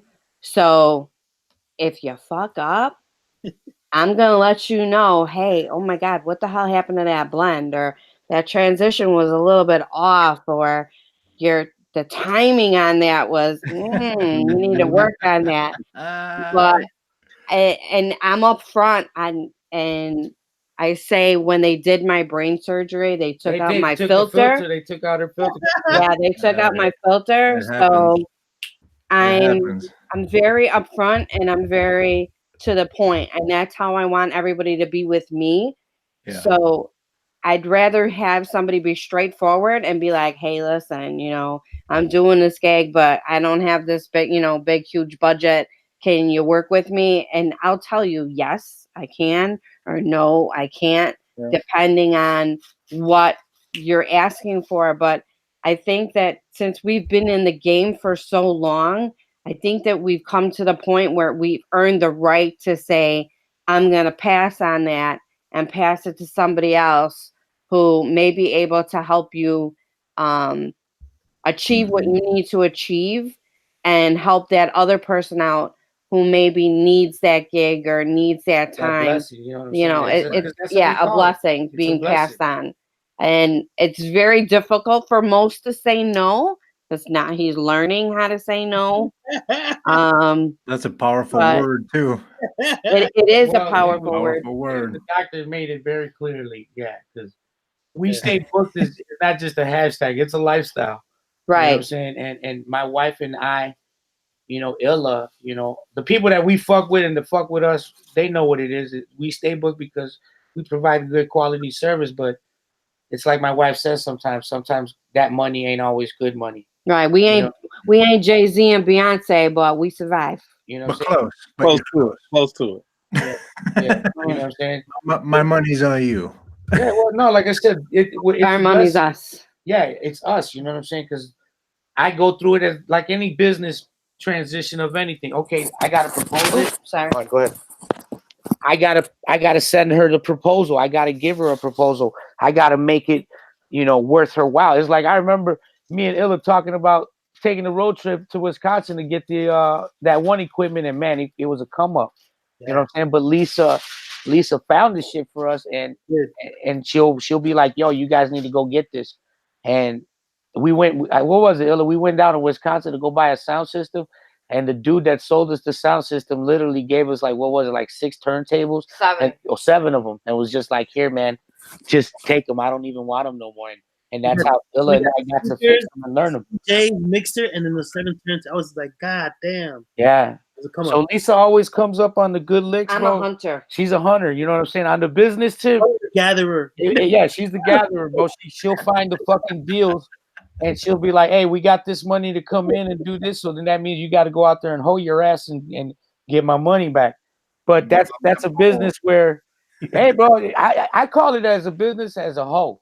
And the reason why is because sometimes you got to do shit that you don't really want to deal with, or deal with motherfuckers you don't want to deal with. That's why when the paperwork comes in and business side, then it makes it easier for me to not have to deal with the shit, because Lisa's like, "Hey, I got your money already. I got your deposits." So it's one less headache for me, you know, for us to deal with. And that's why that side of business, it's something that we need to teach that next culture, that next generation, because like what we were talking about earlier, the new age DJs are fucking up the culture for us. But having Sean Doe with this radio show, with you, Carlos, giving this platform, with Illa being out traveling the world with the group, and you know, talking to these new DJs, these young DJs, and giving them the pointers and all that. And I stay relevant by fucking being able to rub elbows with you motherfuckers. You know what I'm saying? It's a blessing to me, man, and that I'm still relevant to this day. You know what I'm saying? A lot of other DJs would be like, you know. It's dope that you are finding a way to use the culture and like monetize it, but also stay true to the culture, right? And then teach. You know, all of this is building. Well, go ahead, bro. No, go ahead. No, what we saying is, as the building part, yeah, it is. But it's like Lisa and I are now with our boys. We got 3 boys, okay? Our oldest is 21, 18-year-old, and a 13-year-old. You know what I'm saying? Like I told, like Illis knows this. You know, our kids have been brought up in the culture. So to them, it's like, damn, another party, another this. And to them, you know, I've had one of my kids come at me and say, "You know what? You love this game more than you love us." You know, and that'll hurt a motherfucker if you ain't ready for this shit. Right. You know, and realistically, now that they're older, my kids realize that, damn, I know why you're doing it. I know why you and Uncle Illa are always out here doing this 2-3 o'clock in the morning. You know what I'm saying? Because now my kids are out there doing the same shit, working their regular 9-to-5s or whatever, so on and so forth. But you know, that's what we try to teach the next generation, of saying, "Hey, man, we don't want you guys to go through the same shit that me and Lisa went through." You know what I'm saying? You know, that's why, like, you know, if we can teach anybody that side of business, it's like, yo, you know, unless you really have an overall budget, you know, you gonna have to work some shitty jobs that you don't want to fuck with, you know. But as to be a musician, if you really plan to go ahead and do this full time, then it's like Lisa, like when we first started off the CD duplication business, the only reason why we did that is because I had gotten laid off. You know what I'm saying?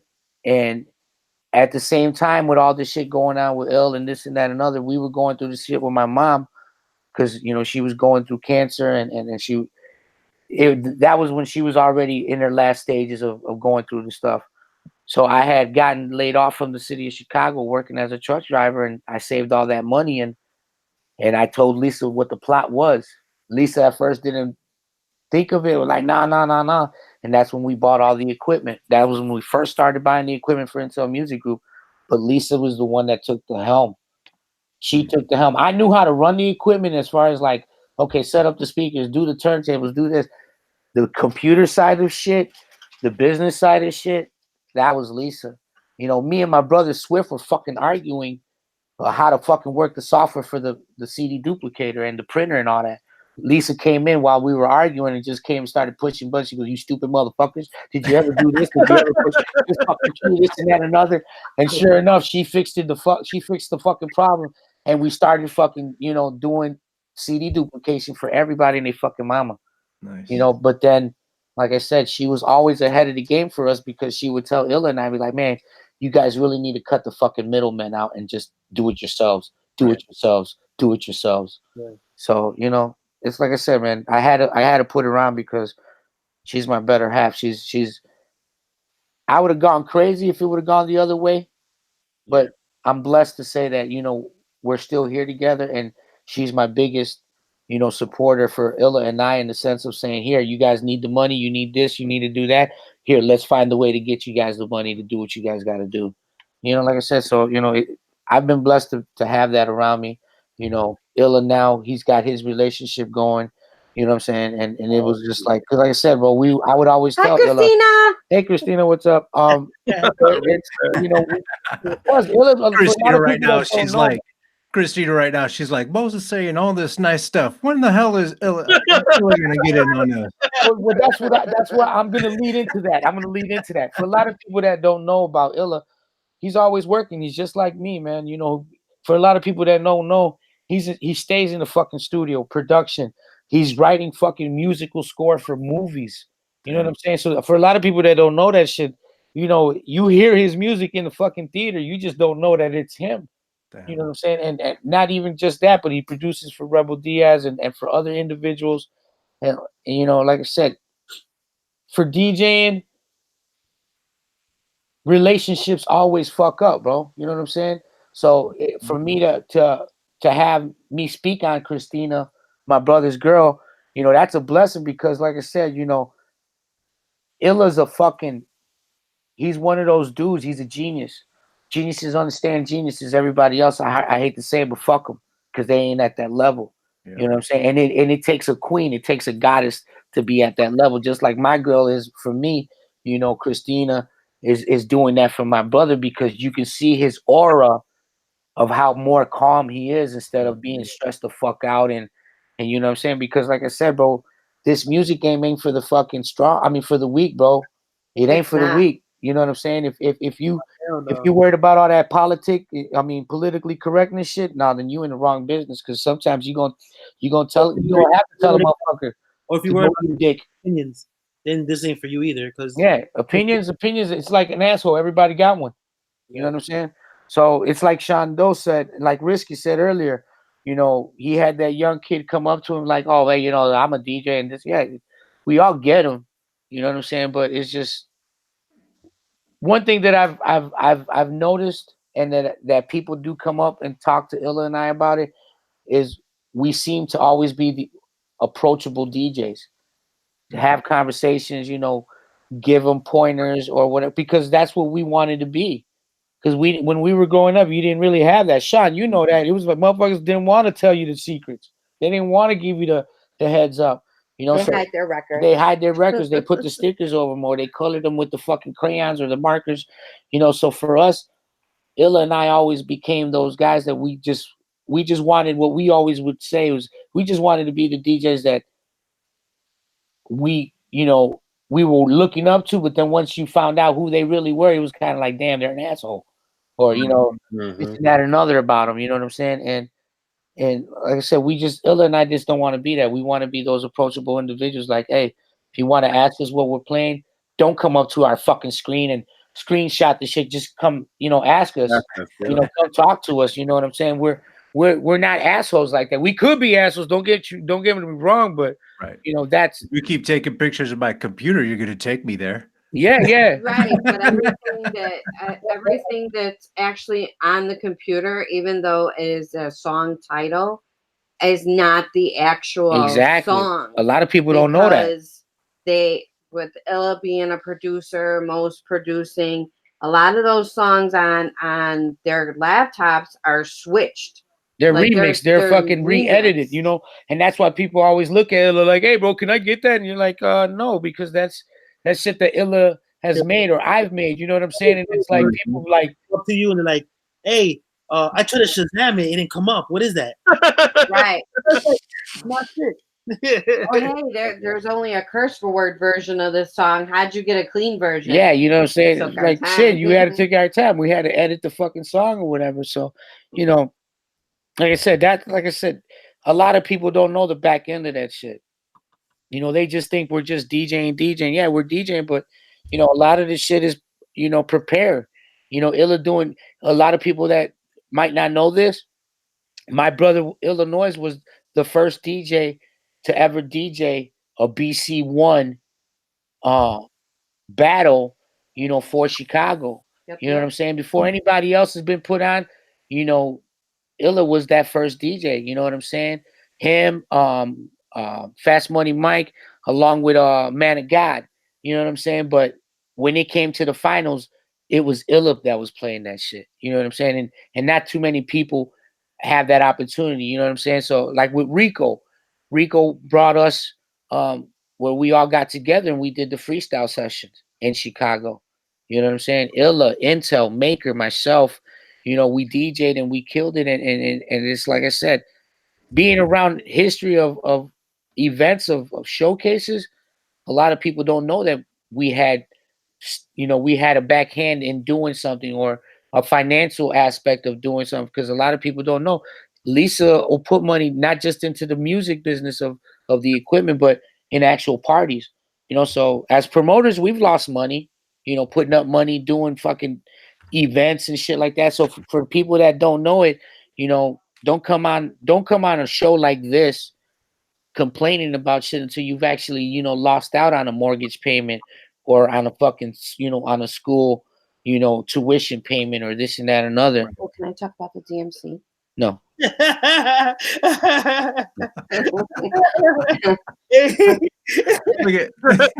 had to ask on that one. Sorry. Well, you can ask anything else, Sean. You can ask anything else, Carlos.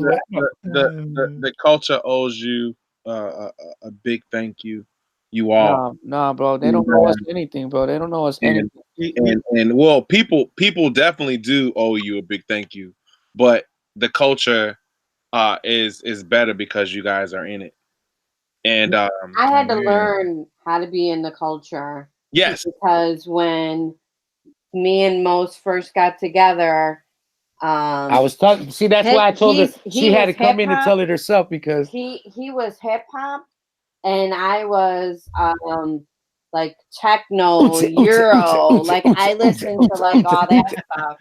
And then when he had the first battle for Cool Mix, the Cool Mix battle. I remember that.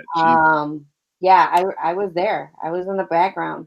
And Mose had worked on his set, and then people were like, "Oh, where'd that song come from? Oh, that's bogus. How is he going to add that song in here?" And then I was mad. That at that point, then I got mad. I was like, "Oh, what the fuck are you talking about? You're not even up there DJing, so shut your mouth." And he'll tell. Close had to run over there and get her off a couple of dudes. Like, no, it's cool. It's love, because, like I said, you know, I used to be that. I would always want to start the fights and do that shit when we were younger. You know what I'm saying?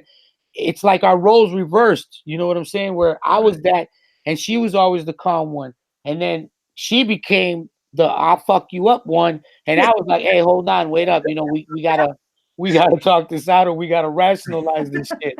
I'm glad you guys fell into order. Yeah, like, you know what it was? And I'll just work. Well, that's what it was. No, because what it was, bro, it was, Hey, bro, can you hook me up? Yeah, that conversation. Yeah. Our conversation was this. Okay, you want us to, like, she had a real meaningful conversation with your business partner. It was said, it was done. She was like, listen, I understand you and Illa don't want to work for other people. And if you guys are going to make this money and people are going to pay you to do this shit, then we need to be on all cylinders. Everybody needs to be on their job. Everybody needs to know what the fuck they're doing. And business needs to be business. You know, friendships are friendships, business is business. And for people that want to book you, let's keep it business. So then this way we could take care of each other. So then this way and she'll tell you, every time I would try to find a 9-to-5 job, Nike was calling us, Red Bull was calling us, Adidas. You know, somebody was calling us with that, you know, State Farm dangling that, hey, I got you $1, you know, that check. and that's what it was. It was like, ooh, we gotta be faster than that. Exactly. Because Lisa would look at it, because her dad would be mad at us. Like, yo, what the fuck are you guys doing? You know, you guys should be working this and this. But even Lisa had to sit there and tell her dad, like, yo, Dad, how is that possible? You want my husband to work a 9-to-5 and he's working maybe 8 hours, if that, and him and his brother are making what they would make in one whole week in less than 8 hours. Mm-hmm. You know what I'm saying? But that was where the business side came in, and Lisa started doing that for us. And like I said, it was always better because Illa and I needed to do was just, okay, put it in the phone. Okay, Illa, put it in the phone. Okay, Mo, put it in the phone. Because now the calendar's keeping us booked. And it's always, hey, okay, are we still on that same thing? Boom, there you go. There goes your deposit being set. Look, I've carried crates of records. I've carried speakers. I could put speakers together. We gotta clone Lisa. We gotta clone Lisa. Everybody on this show gets a version. Dude, I'm telling you. For Adidas, we used to carry at least 10 crates of records. And Illa would fucking take the bus with crates of records there, man. And we did, Illa, we were doing fucking Adidas for almost like, what, a year and a half or something? Almost 2 years? Yeah. Serato shout out to our cousin DJ Greedy, because DJ Greedy was the one that hooked us up, put us on there. Yep. And without DJ Greedy, we would have never had the Nike. We would never have Under Armour. We would never had Puma. We would never had Adidas. He was the first one to put me in a radio station. Yep. DJ Greedy was the first one. And like I said, I remember Sean Doe would come to the fucking to the Adidas store down on Rush Street and DJ with us and shit and all that. And like I said, bro, it's always came out. That was a blessing. Yeah. So Serato, if you're out there listening, make a mixer and call it L101. That would be awesome. So you know, L101. that's what it was. You know, Lisa was the one that said it to us. Was like, yo, if you guys are serious about not working for somebody else and working for yourselves, then this is what we're gonna have to do, and everybody's gonna have to be on the same page. And thank God it's been going on fucking almost 15 years with Illinois. Oh no, 20 years with us DJing. But the business side of it has been 15 years where, yeah, we stay booked. We each one teach one, each one support one, you know, and that's what we just live by doing it for each other. You know what I'm saying? And like I said, Sean, I appreciate you, bro, for putting this on here, bro. And you know, Carlos, thank you again too, bro. Because like I said, you know. Yeah, but you knew you was always down. We just had to figure out a date.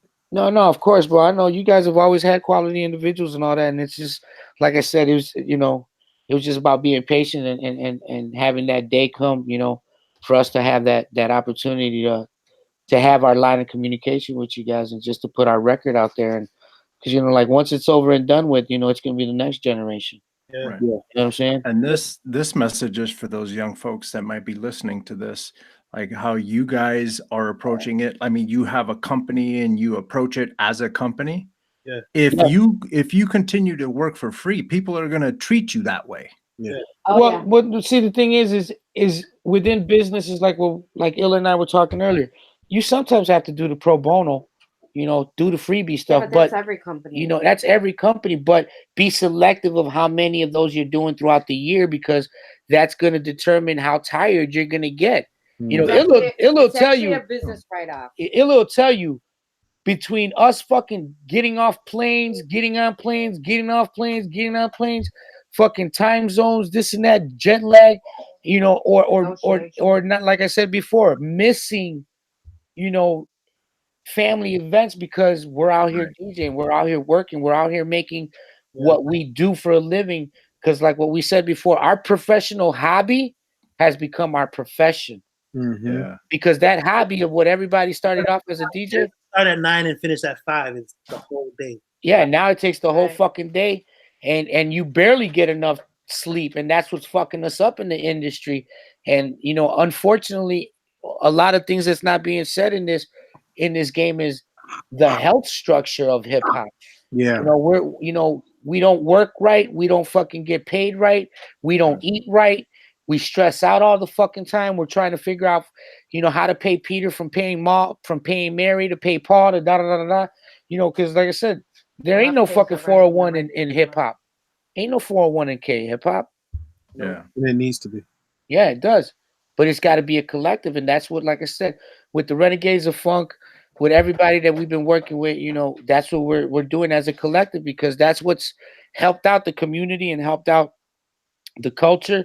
Because Sean, Carlos, you guys know it. The city of Chicago was always a city of hate. Motherfuckers didn't want to work with each other. But now, after so many years, now all of us get to see each other, and it's like, hey, man, I've been seeing you around. Man, okay, what is it that you do? Or all of a sudden, we start networking by knowing somebody that fucks with their people, that fucks with our people. And, oh, damn, you guys should be working together or networking. And that's where, like I said, our business, you know, Lisa was always, she was like the El Chapo of the DJ game. You know, because seriously, when everybody started getting on the CD games and all that shit, she was like, you know what? Let's leave that shit alone and let's move on to the next thing. You know what I'm saying? It's like right now, doing the property, the real estate, you know, she's got our hands in a lot of things, but it's just we ain't got enough time in the day to do what the fuck we got to do. I'm still gonna battle you, chickies, if you're out there listening. What the hell? I'm still gonna battle you. Papa do for you. Look at that. I told them last year that I was gonna battle them. I'm gonna battle chickies. Shout outs to our boy Chickies representing the Mighty Brickheads, one of the former champions of the Battle for the Eagle, the Writers Bench. Yeah. But God. Carlos, man, if you down, bro, August the 4th, that'll be the day of the Writers Bench, the Battle for the Eagle. Yeah. And like I said, bro, you'll love it. It's a totally free event, so you don't have to pay. Because people were asking us if we were going to be putting up fences and all that shit. And yeah, no. And that's the thing that was crazy was that day that we did that festival, the next day, Lisa had her seizure. And yeah, bro, that was when we changed our life. That's when we changed the mission statement for Intel Music Group. And it was about providing quality, but, you know, providing us that peace of mind of saying, okay, do we want to take this contract or do we want to pass it on? And, you know, is it worth it? You know what I'm saying? Right. And like I said, I'm just glad she's been with us all this time and she's still with us, you know, to help us. Because like I said, Sean, you know, you always fucking work with her too. You know me. If you can't get a hold of me, you always get a hold of her. And it's for people that know us, that know our business, if you can't get a hold of Illa and I to set it up, you get a hold of Lisa. And yeah. It's like we always say. That's when everybody gets nervous too. Yeah, well, you know what? Watch this, Carlos. The realization of that is because she says it all the time. You can talk to Illa all you want. You can talk to Mos all you want. You can talk to Sean Doe all you want. But until you talk to me and you finalize that deposit, this and this and that and that, guess what? You don't have Sean Doe booked yet. You don't have Illanoize booked yet. You don't have Sean Rocker booked yet. You know, and that's what we keep passing on to all of our family members. It's like not being cocky about it. It's just knowing that aspect of business. Saying, hey, bro, if they're really serious about business, that's exactly how Lisa said. You can't walk into Walmart and be like, hey, let me get this phone real quick. I'll bring you money on Tuesday. That shit only works on Popeye. Yeah, and that's exactly what. See, that's the thing. That's why. See, for people that don't know the side of my wife is she comes from a business side of family. Okay, her family owns construction companies, fucking gasoline stations. So she was always running those sides of business that she just flipped it on everybody. Look, you don't gotta like me, but you're gonna respect me. Yeah, on the business side, you might not like my wife, but you will respect her because she'll make your event a whole lot less of a headache, run smoother, and making sure that you have your quality individuals running your event properly. You know what I'm saying? And that's how you do that. That's crazy. I mean, it's super dope that, like, I respect what you guys have. So I guess to all the hip hop cats out there, Yeah.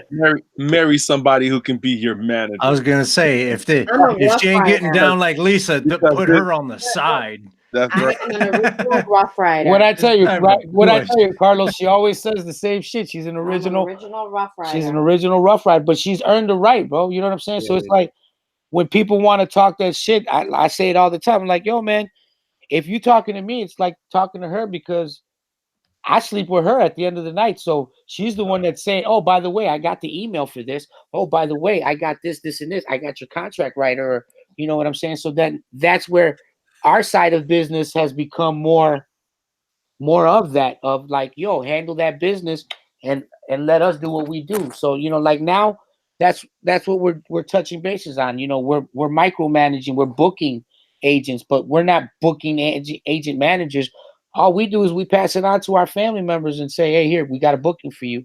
You know, all we're asking is for this, just come and DJ, whatever. We make our family members' jobs easier and we stay booked. You know what I'm saying? It's something that you said earlier, and you said it twice, that Chicago's known as the city of hate. And it was and props to the new kids that's getting together and doing all these things with each other, and changing that aspect of what Chicago has been known for. But that's the thing, because guys like you, bro, because you, believe it or not, for people that don't know this shit, you, Shondo, are one of those fucking people in this hip hop culture, bro, that's the mediator from the new generation to the old generation, from the old motherfuckers with chips on their shoulder to the young motherfuckers that don't give a fuck about the olders.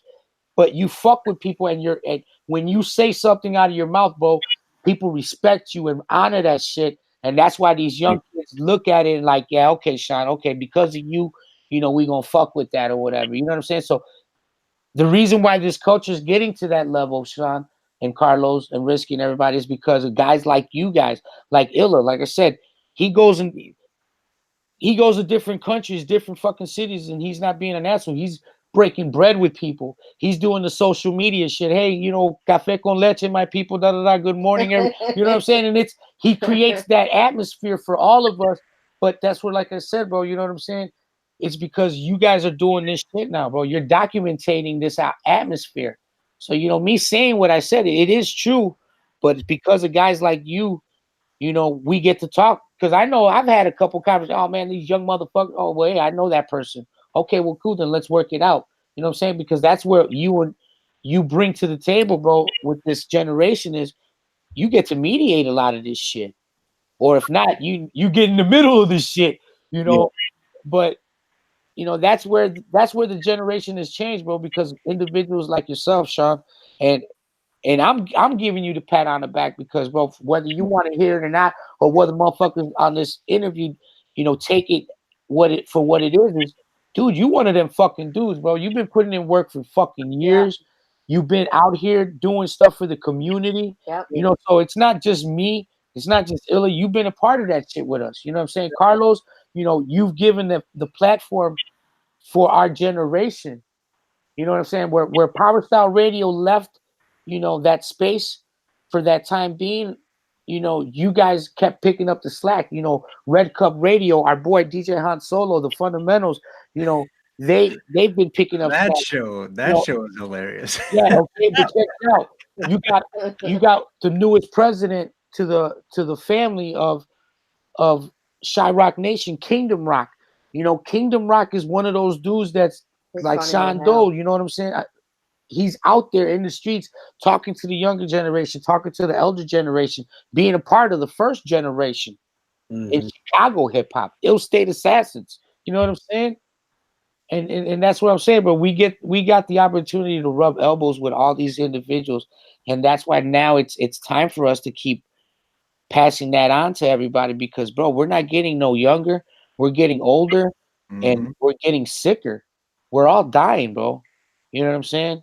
We're all dying. I mean, right now I'm going through my own personal shit, you know, with this diabetes shit. You know what I'm saying? And that's where the hip hop culture, you know, the alcohol and all that, that's something that we need to talk about because, in the game, motherfuckers want to give us bottles and give us this. No, fuck that. Give us money to pay the bills. No booze for Mos Def. No booze for me. No booze. Somebody gives Mos Def booze, I'll be handling that situation. No booze for Mos Def. I'm a diabetic type 2, and I just got out of surgery. Kill him, it'll be me, not you know what I'm saying? Else. So it's like I need to stay around for my family. That's right. So that's why I've been the way I've been as of lately, and I don't mind saying no anymore. But if I fuck with you, I fuck with you. So I don't get to go to a lot of the events, but the events that I get to go to, I become amazed at how the B-boys perform. And to me, when I go and watch these battles, it's like it's always something new and it's always something different for me to be amazed over. Yeah. And for everybody to be in one space at one time and not be arguing with each other or doing face with each other, I think that our community has come a very long way.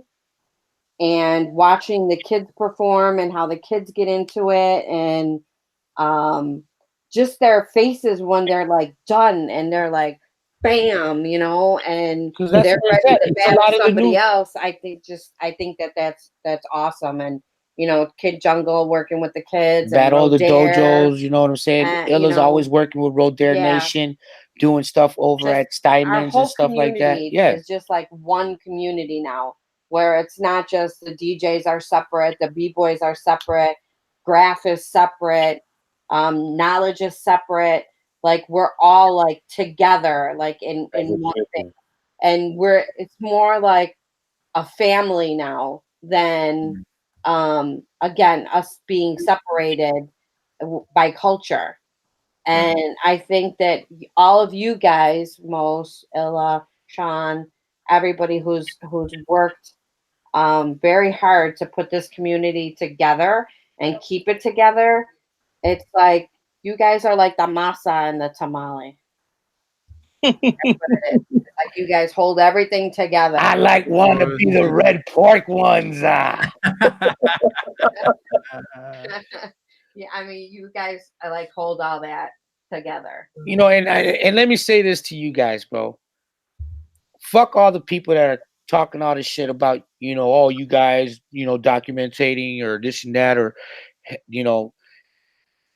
you're doing history, bro, and you're doing Chicago a great service, a great avenue that you're creating for us, so like I said, salutes to you guys for getting, Artistic on board with you guys. We're getting B-Boy B on board with you guys. We're getting our elders, involved with the Midwest, documentary and just with you guys doing what you guys are doing, archiving. Because like I said, bro, you guys are giving us a voice. Exactly. And even if you take only 2 minutes or 20 seconds out of this interview, or not even, but just for us to be a part of it and to say that we were a part of it, that right there for ourselves are, like I said, it's an honor, bro, and I appreciate it to be involved with you guys. Because like I said, Sean, we've talked, like you said, bro, almost 3 years about it, and it's between us being busy and running around, it's been kind of like, oh, okay, so here's something about that too. It's not just, our thing. This is a community thing. Like we can't document anything without you. You know what I mean? We can't document anything without everybody who was a part of it. You know what I mean? So it's not just our project. It's our community's project. And that's how we treat it. No, and that's what I'm saying. That's why we say thank you to you guys, bro, because like I said, like I mentioned earlier today, you're one of those mediators, bro. You're one of those guys that's getting to be out here in the streets and putting the information for us, because that's what hip hop has always been. It was just our news feed. Right. We were getting our culture, our news feed, our information through the raps. through the education of what we were listening to in the raps, in the lyrics.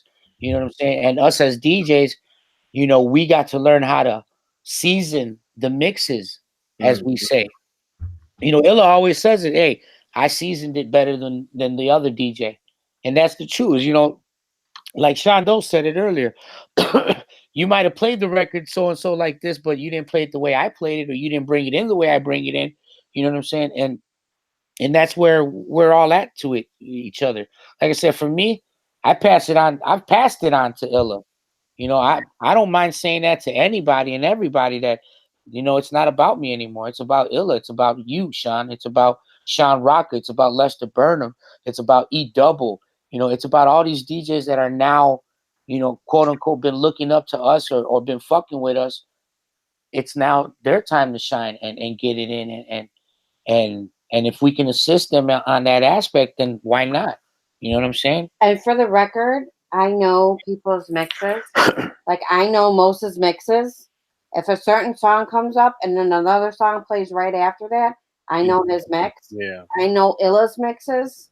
So I know certain songs that are in certain Because mixes. we've done come in some of the and motherfucking now- clubs, and Illa and I come in and Yeah, DJs and start people are playing their shaking and stuff. start Like, like, your shit sound like my shit. Right. well, no, you know what it is? It's the funny thing is Illa and I will walk into a club that we don't know, have just walking in, and it turns out the DJ that's been over fucking Illa's shoulder is now the DJ that's at the club right now. You know what I'm saying? So it you know, it just happens. That's happened a couple times. We're like, what? Yeah, Like, so, Right. this guy yesterday, and he sat through our whole set. Oh wow. yeah, and then they're playing our set the next day at their shows. Yeah. But you know, it's just That's for us, nasty. it's more of a compliment. Yeah, more of a compliment. Because we look at it like, okay, cool, but you still ain't doing it like we did it. You know what I'm saying? But you know, No tenés sazón, papa, tú yeah, sabes. exactly. You gotta add that sazon to it, baby. You know, but that's what we do, bro. And like I A said, little arroz con gandules on the side. you know, that's All of us. a sudden, this turned into a cooking show. Yeah. Wait a minute. Oh, Go yeah. down. She can go down, bro. Some I'll be food, right all over. that good shit. But yeah, like I said, I mean, you guys have given the platform. You know what I'm saying? It's just, you know, being out here in the streets, you get certain motherfuckers are gonna be talking this shit, talking that shit. I tell them all the time, I'm like, if they haven't talked to you, they will. They'll get to you. You know what I'm saying? It's just they're all busy. You guys have been busy. And the thing, let me chime in on that too, because yeah, and then we can get into this or that. But look, like, we understand, like, no one has done anything like this coming out of Chicago. No one. Mhm. So how's it going to look if a group of people from Chicago come out and it looks like we're half stepping, like we're trying to rush something out just to be the first, right? Exactly. So we have to do it right because people are watching. No, a lot of people are watching. And we come from the culture. So how's it going to look if we don't come out right? No, and that's the thing. You guys have been putting in that work, and for the individuals that have been noticing, they notice exactly what you said. You've been putting on a quality program, a quality setup. You know, it's like I tell everybody else. I'm like, okay, you're getting your booty feelings hurt because you haven't been asked to be a part of it or something or whatever, or if not, if it's like what Sean and you guys said, yeah, this has been 3 years in the making as far as this interview.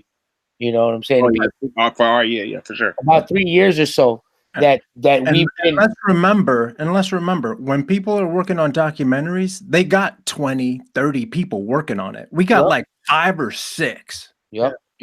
And that's what, like I said, a lot of people don't know that shit about you guys, you know. So this is why this. And we got no money.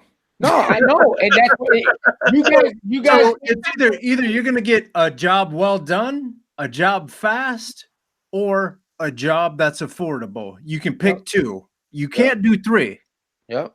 And that's we're doing it good and we're doing it cheap. Well, not even that, bro. It's like we tell the people in the business. It's like you can't be coming over here talking about you want a motherfucking Dom Perignon motherfucking event with a High Life or Bush Beer fucking budget.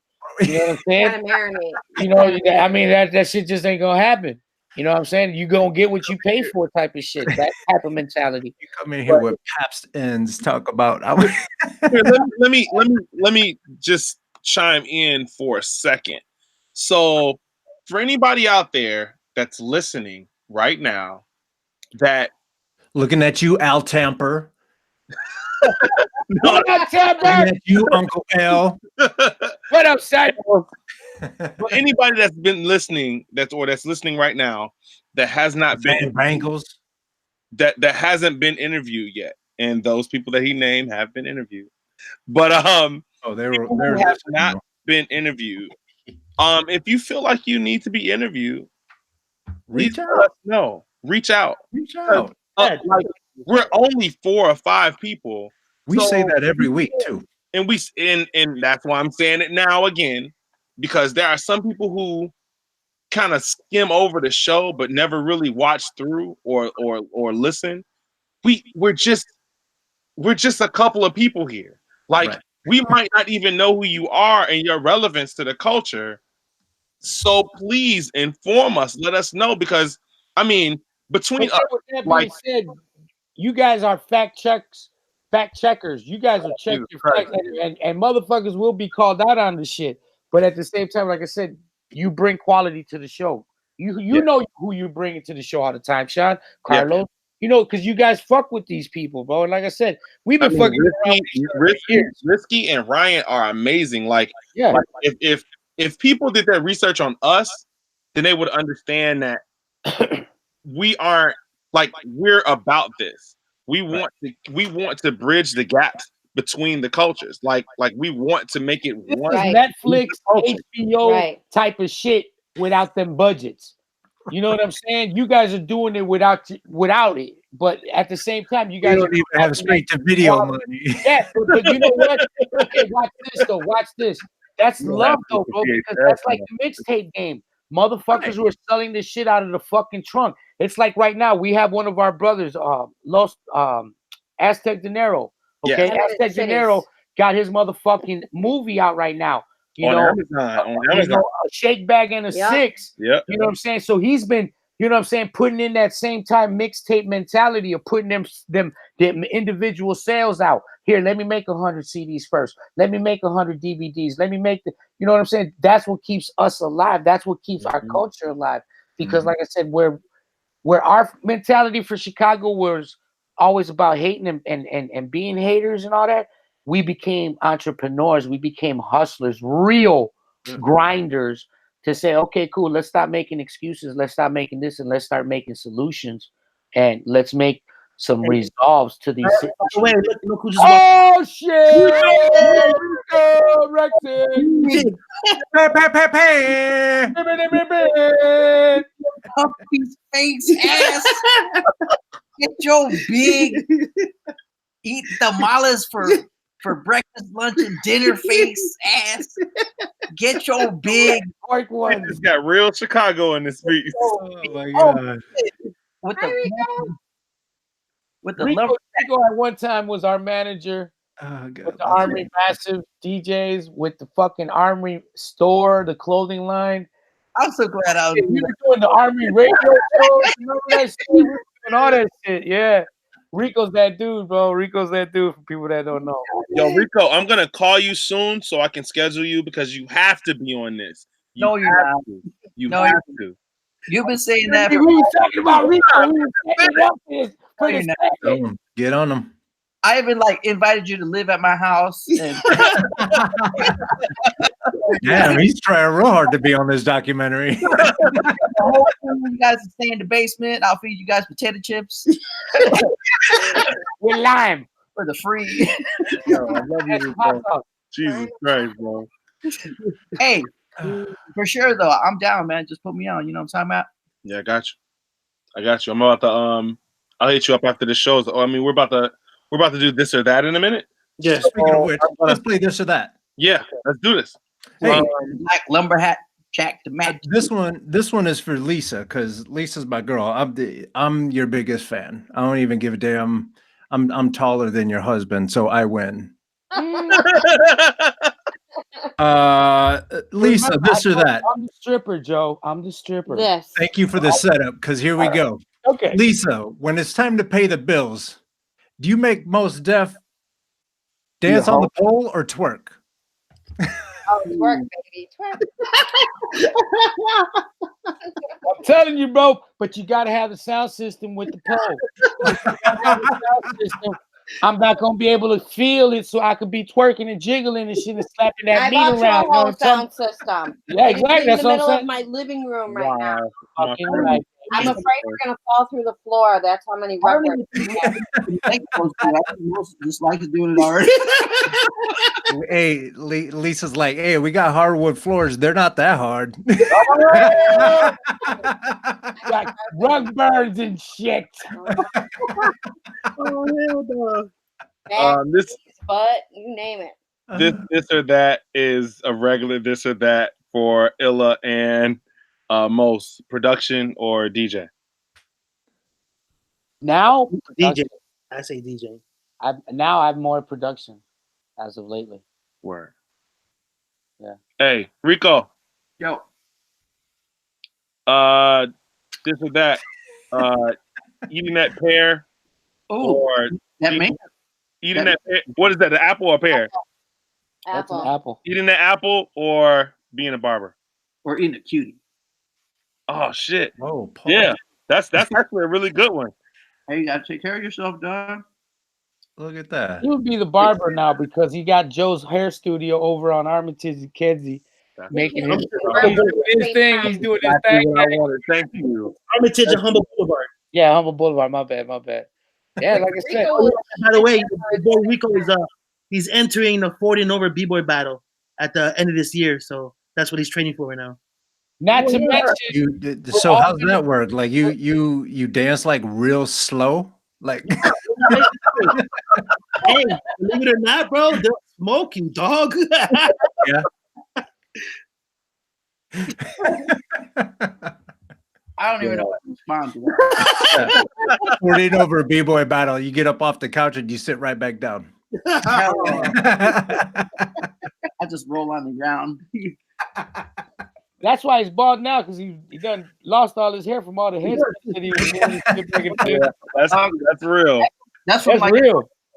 Oh, I see it. It's so red. This one look like Gorbachev in this bitch. Hey, you gotta get a screenshot of this. Oh Lord.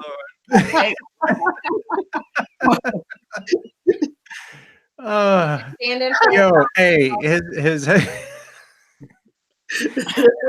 so red. Trump is about to try to cut a deal with them. Oh, I'm looking at that mannequin behind you. that little wood mannequin right there. Hey, who talking about over here? Dome Cornelius? Oh, Hey, this is Jeffrey Dahmer. Hey, he walks in the room, it's like dome. if you and Rico go forward, you guys look like an ass.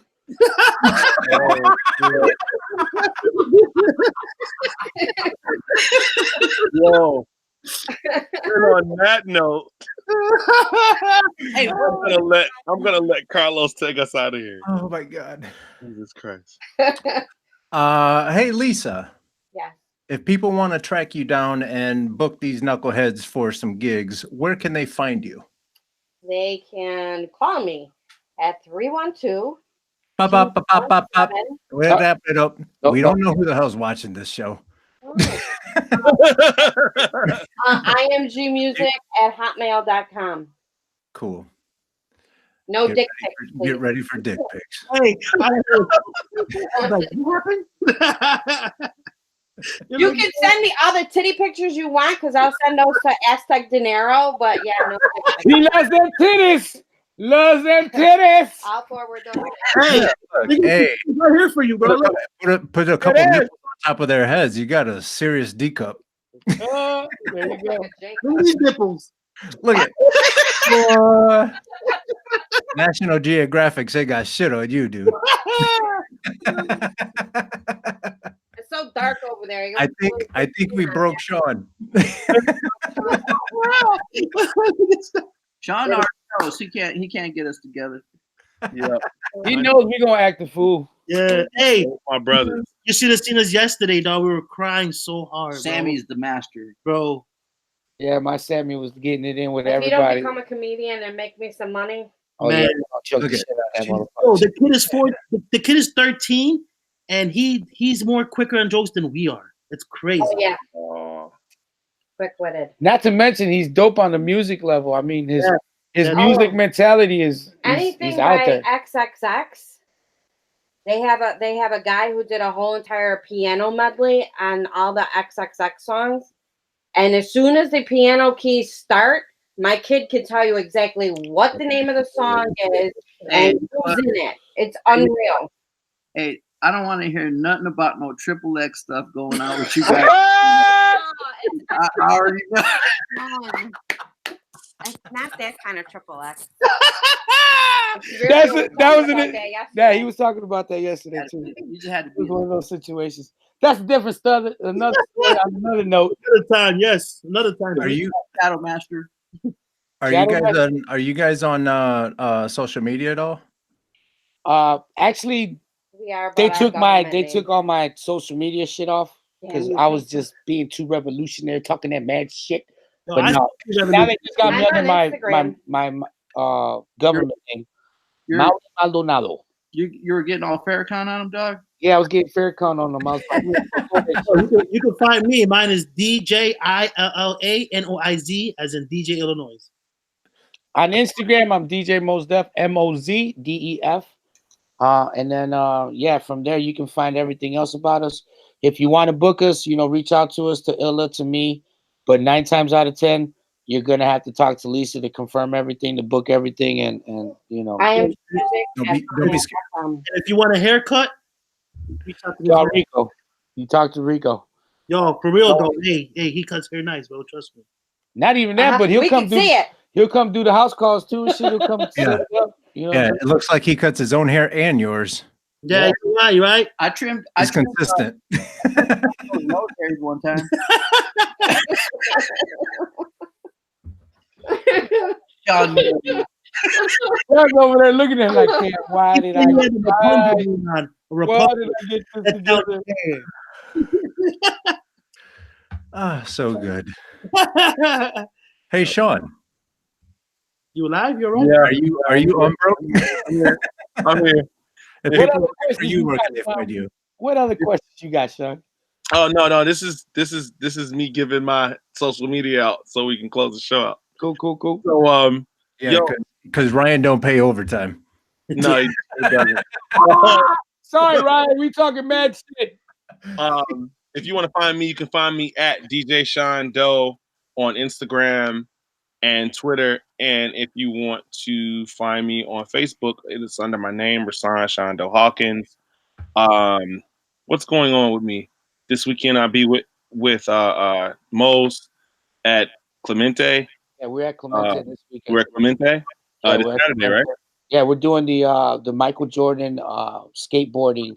It's a brand, gym yeah. shoot. You got the information on that, Sean. Why don't you tell me what that shoot is? So I know the 25th is the release of the Jordan 1 SB. Mm-hmm. It's a Jordan 1 SB. It's probably going to be sought after. It's very and tell them why though. The colorway is I guess it's the LA colorway, which is purple and yellow. Purple and yellow. And what happens is as you skate in the shoe, you scuff the shoe, and under it is a different color. So the colorway is the Chicago color. So, you're asking people to scuff your shoes? That's hard. That's hard. What it basically is, it's the skaters, with them skating and rubbing on the floor all the time. And that's where that first layer will chip off or rub off, right. And then that'll reveal the Chicago colors and stuff and all that. So like Sean said, yeah, it's gonna be a high seeking. Hey, just do me a favor. I'm a size 14, just to let you know. So is Sean Look at him trying to sneak that in there. Hey, Christina just left the message on the chat room. She goes, "You need to keep that shit to yourself." What happened? Say that again. Just kidding. But I said Christina's on the chat. Oh, okay. And she said, "Hey, keep that shit to yourself." Oh, okay. And the clap, everybody knows it's behind the scenes kind of situation, but yeah. Yo, I want to big ups to my brothers, all my brothers at Uprise. Yeah.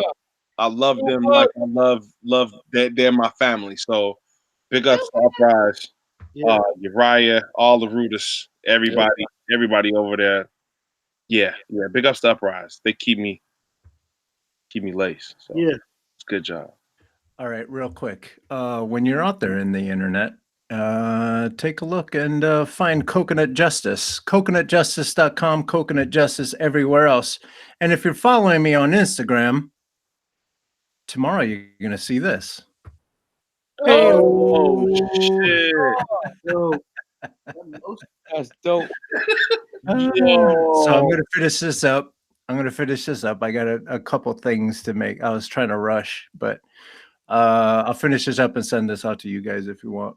Oh, yeah. Oh, that's dope, man. Thank you, bro. Appreciate This that. is it. That's the only way they can keep me from talking too damn much is they tell me to draw people. That's That was love shit. You was talking and drawing at the same time. That's dope. give that tool the most. That's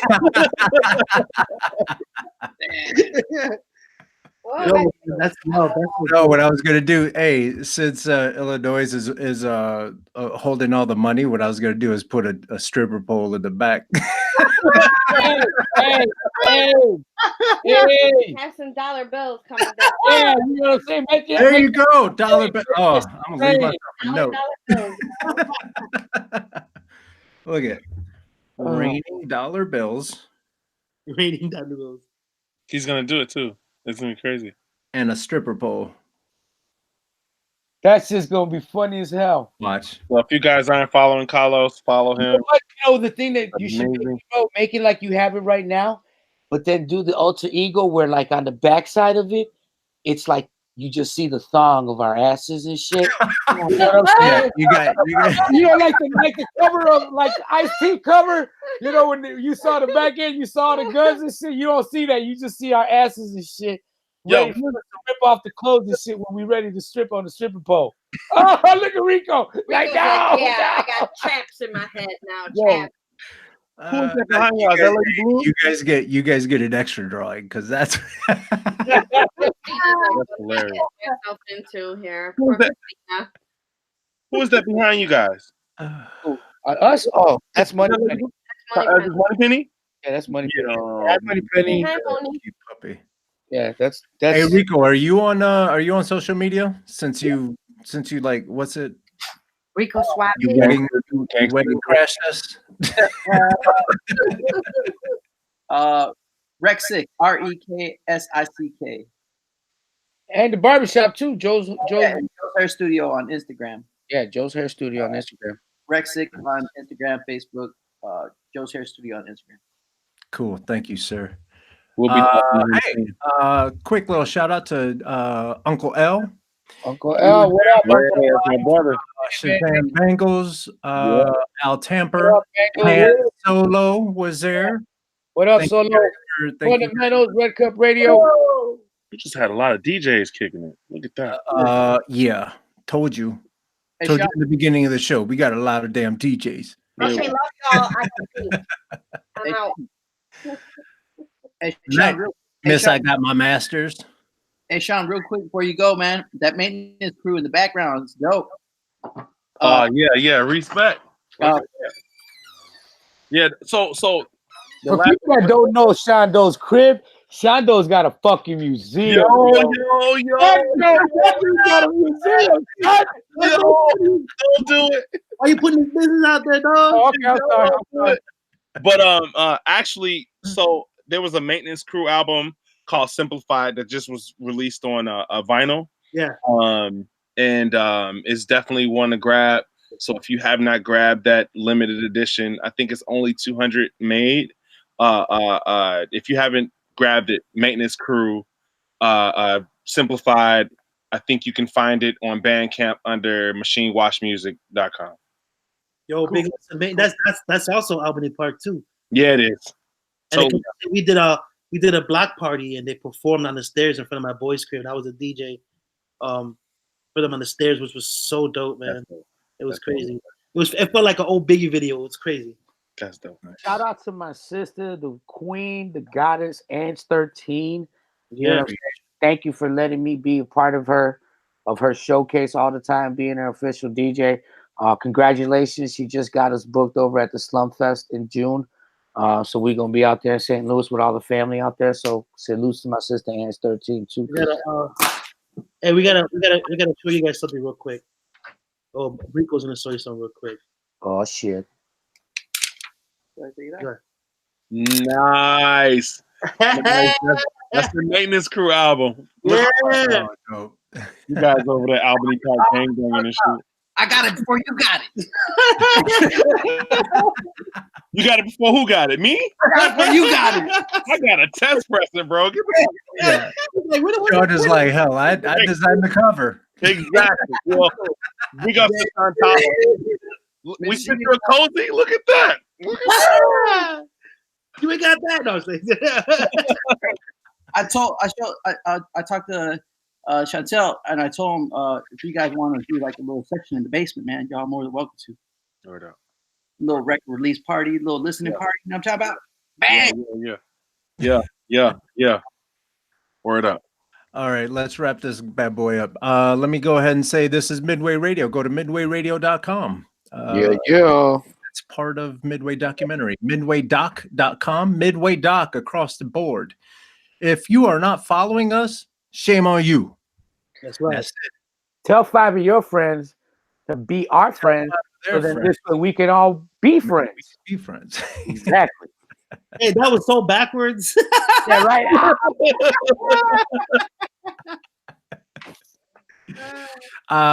Quick little shout out to Doug Infinite for the theme music, High Power Studios. Yeah, I hung out with him a couple weeks ago. That was a lot of fun. I have to tell you guys about that shit. And who else? Share Microphones for providing not my microphone, but the one that Ryan uses and the one that Risky has but never uses. You know, I'm not saying nothing. I'm just saying something. Risky, give him up, baby. Give him up. Big head ass. For someone that talks so goddamn much, why the hell does he not use a microphone? I'm just saying. Shout out to my brother, Risky. Yeah, I like to give him a hard time. DJ Bangs. And the Cubs are going into the bottom of the ninth. It looks like tied 4-4. Most Hey. All right, y'all. Have a good week. Thank you, guys. Thank you for having us. Salutes. Sean, love you. Carlos, thank you. Illa, Rico, love y'all. Be safe, guys. So.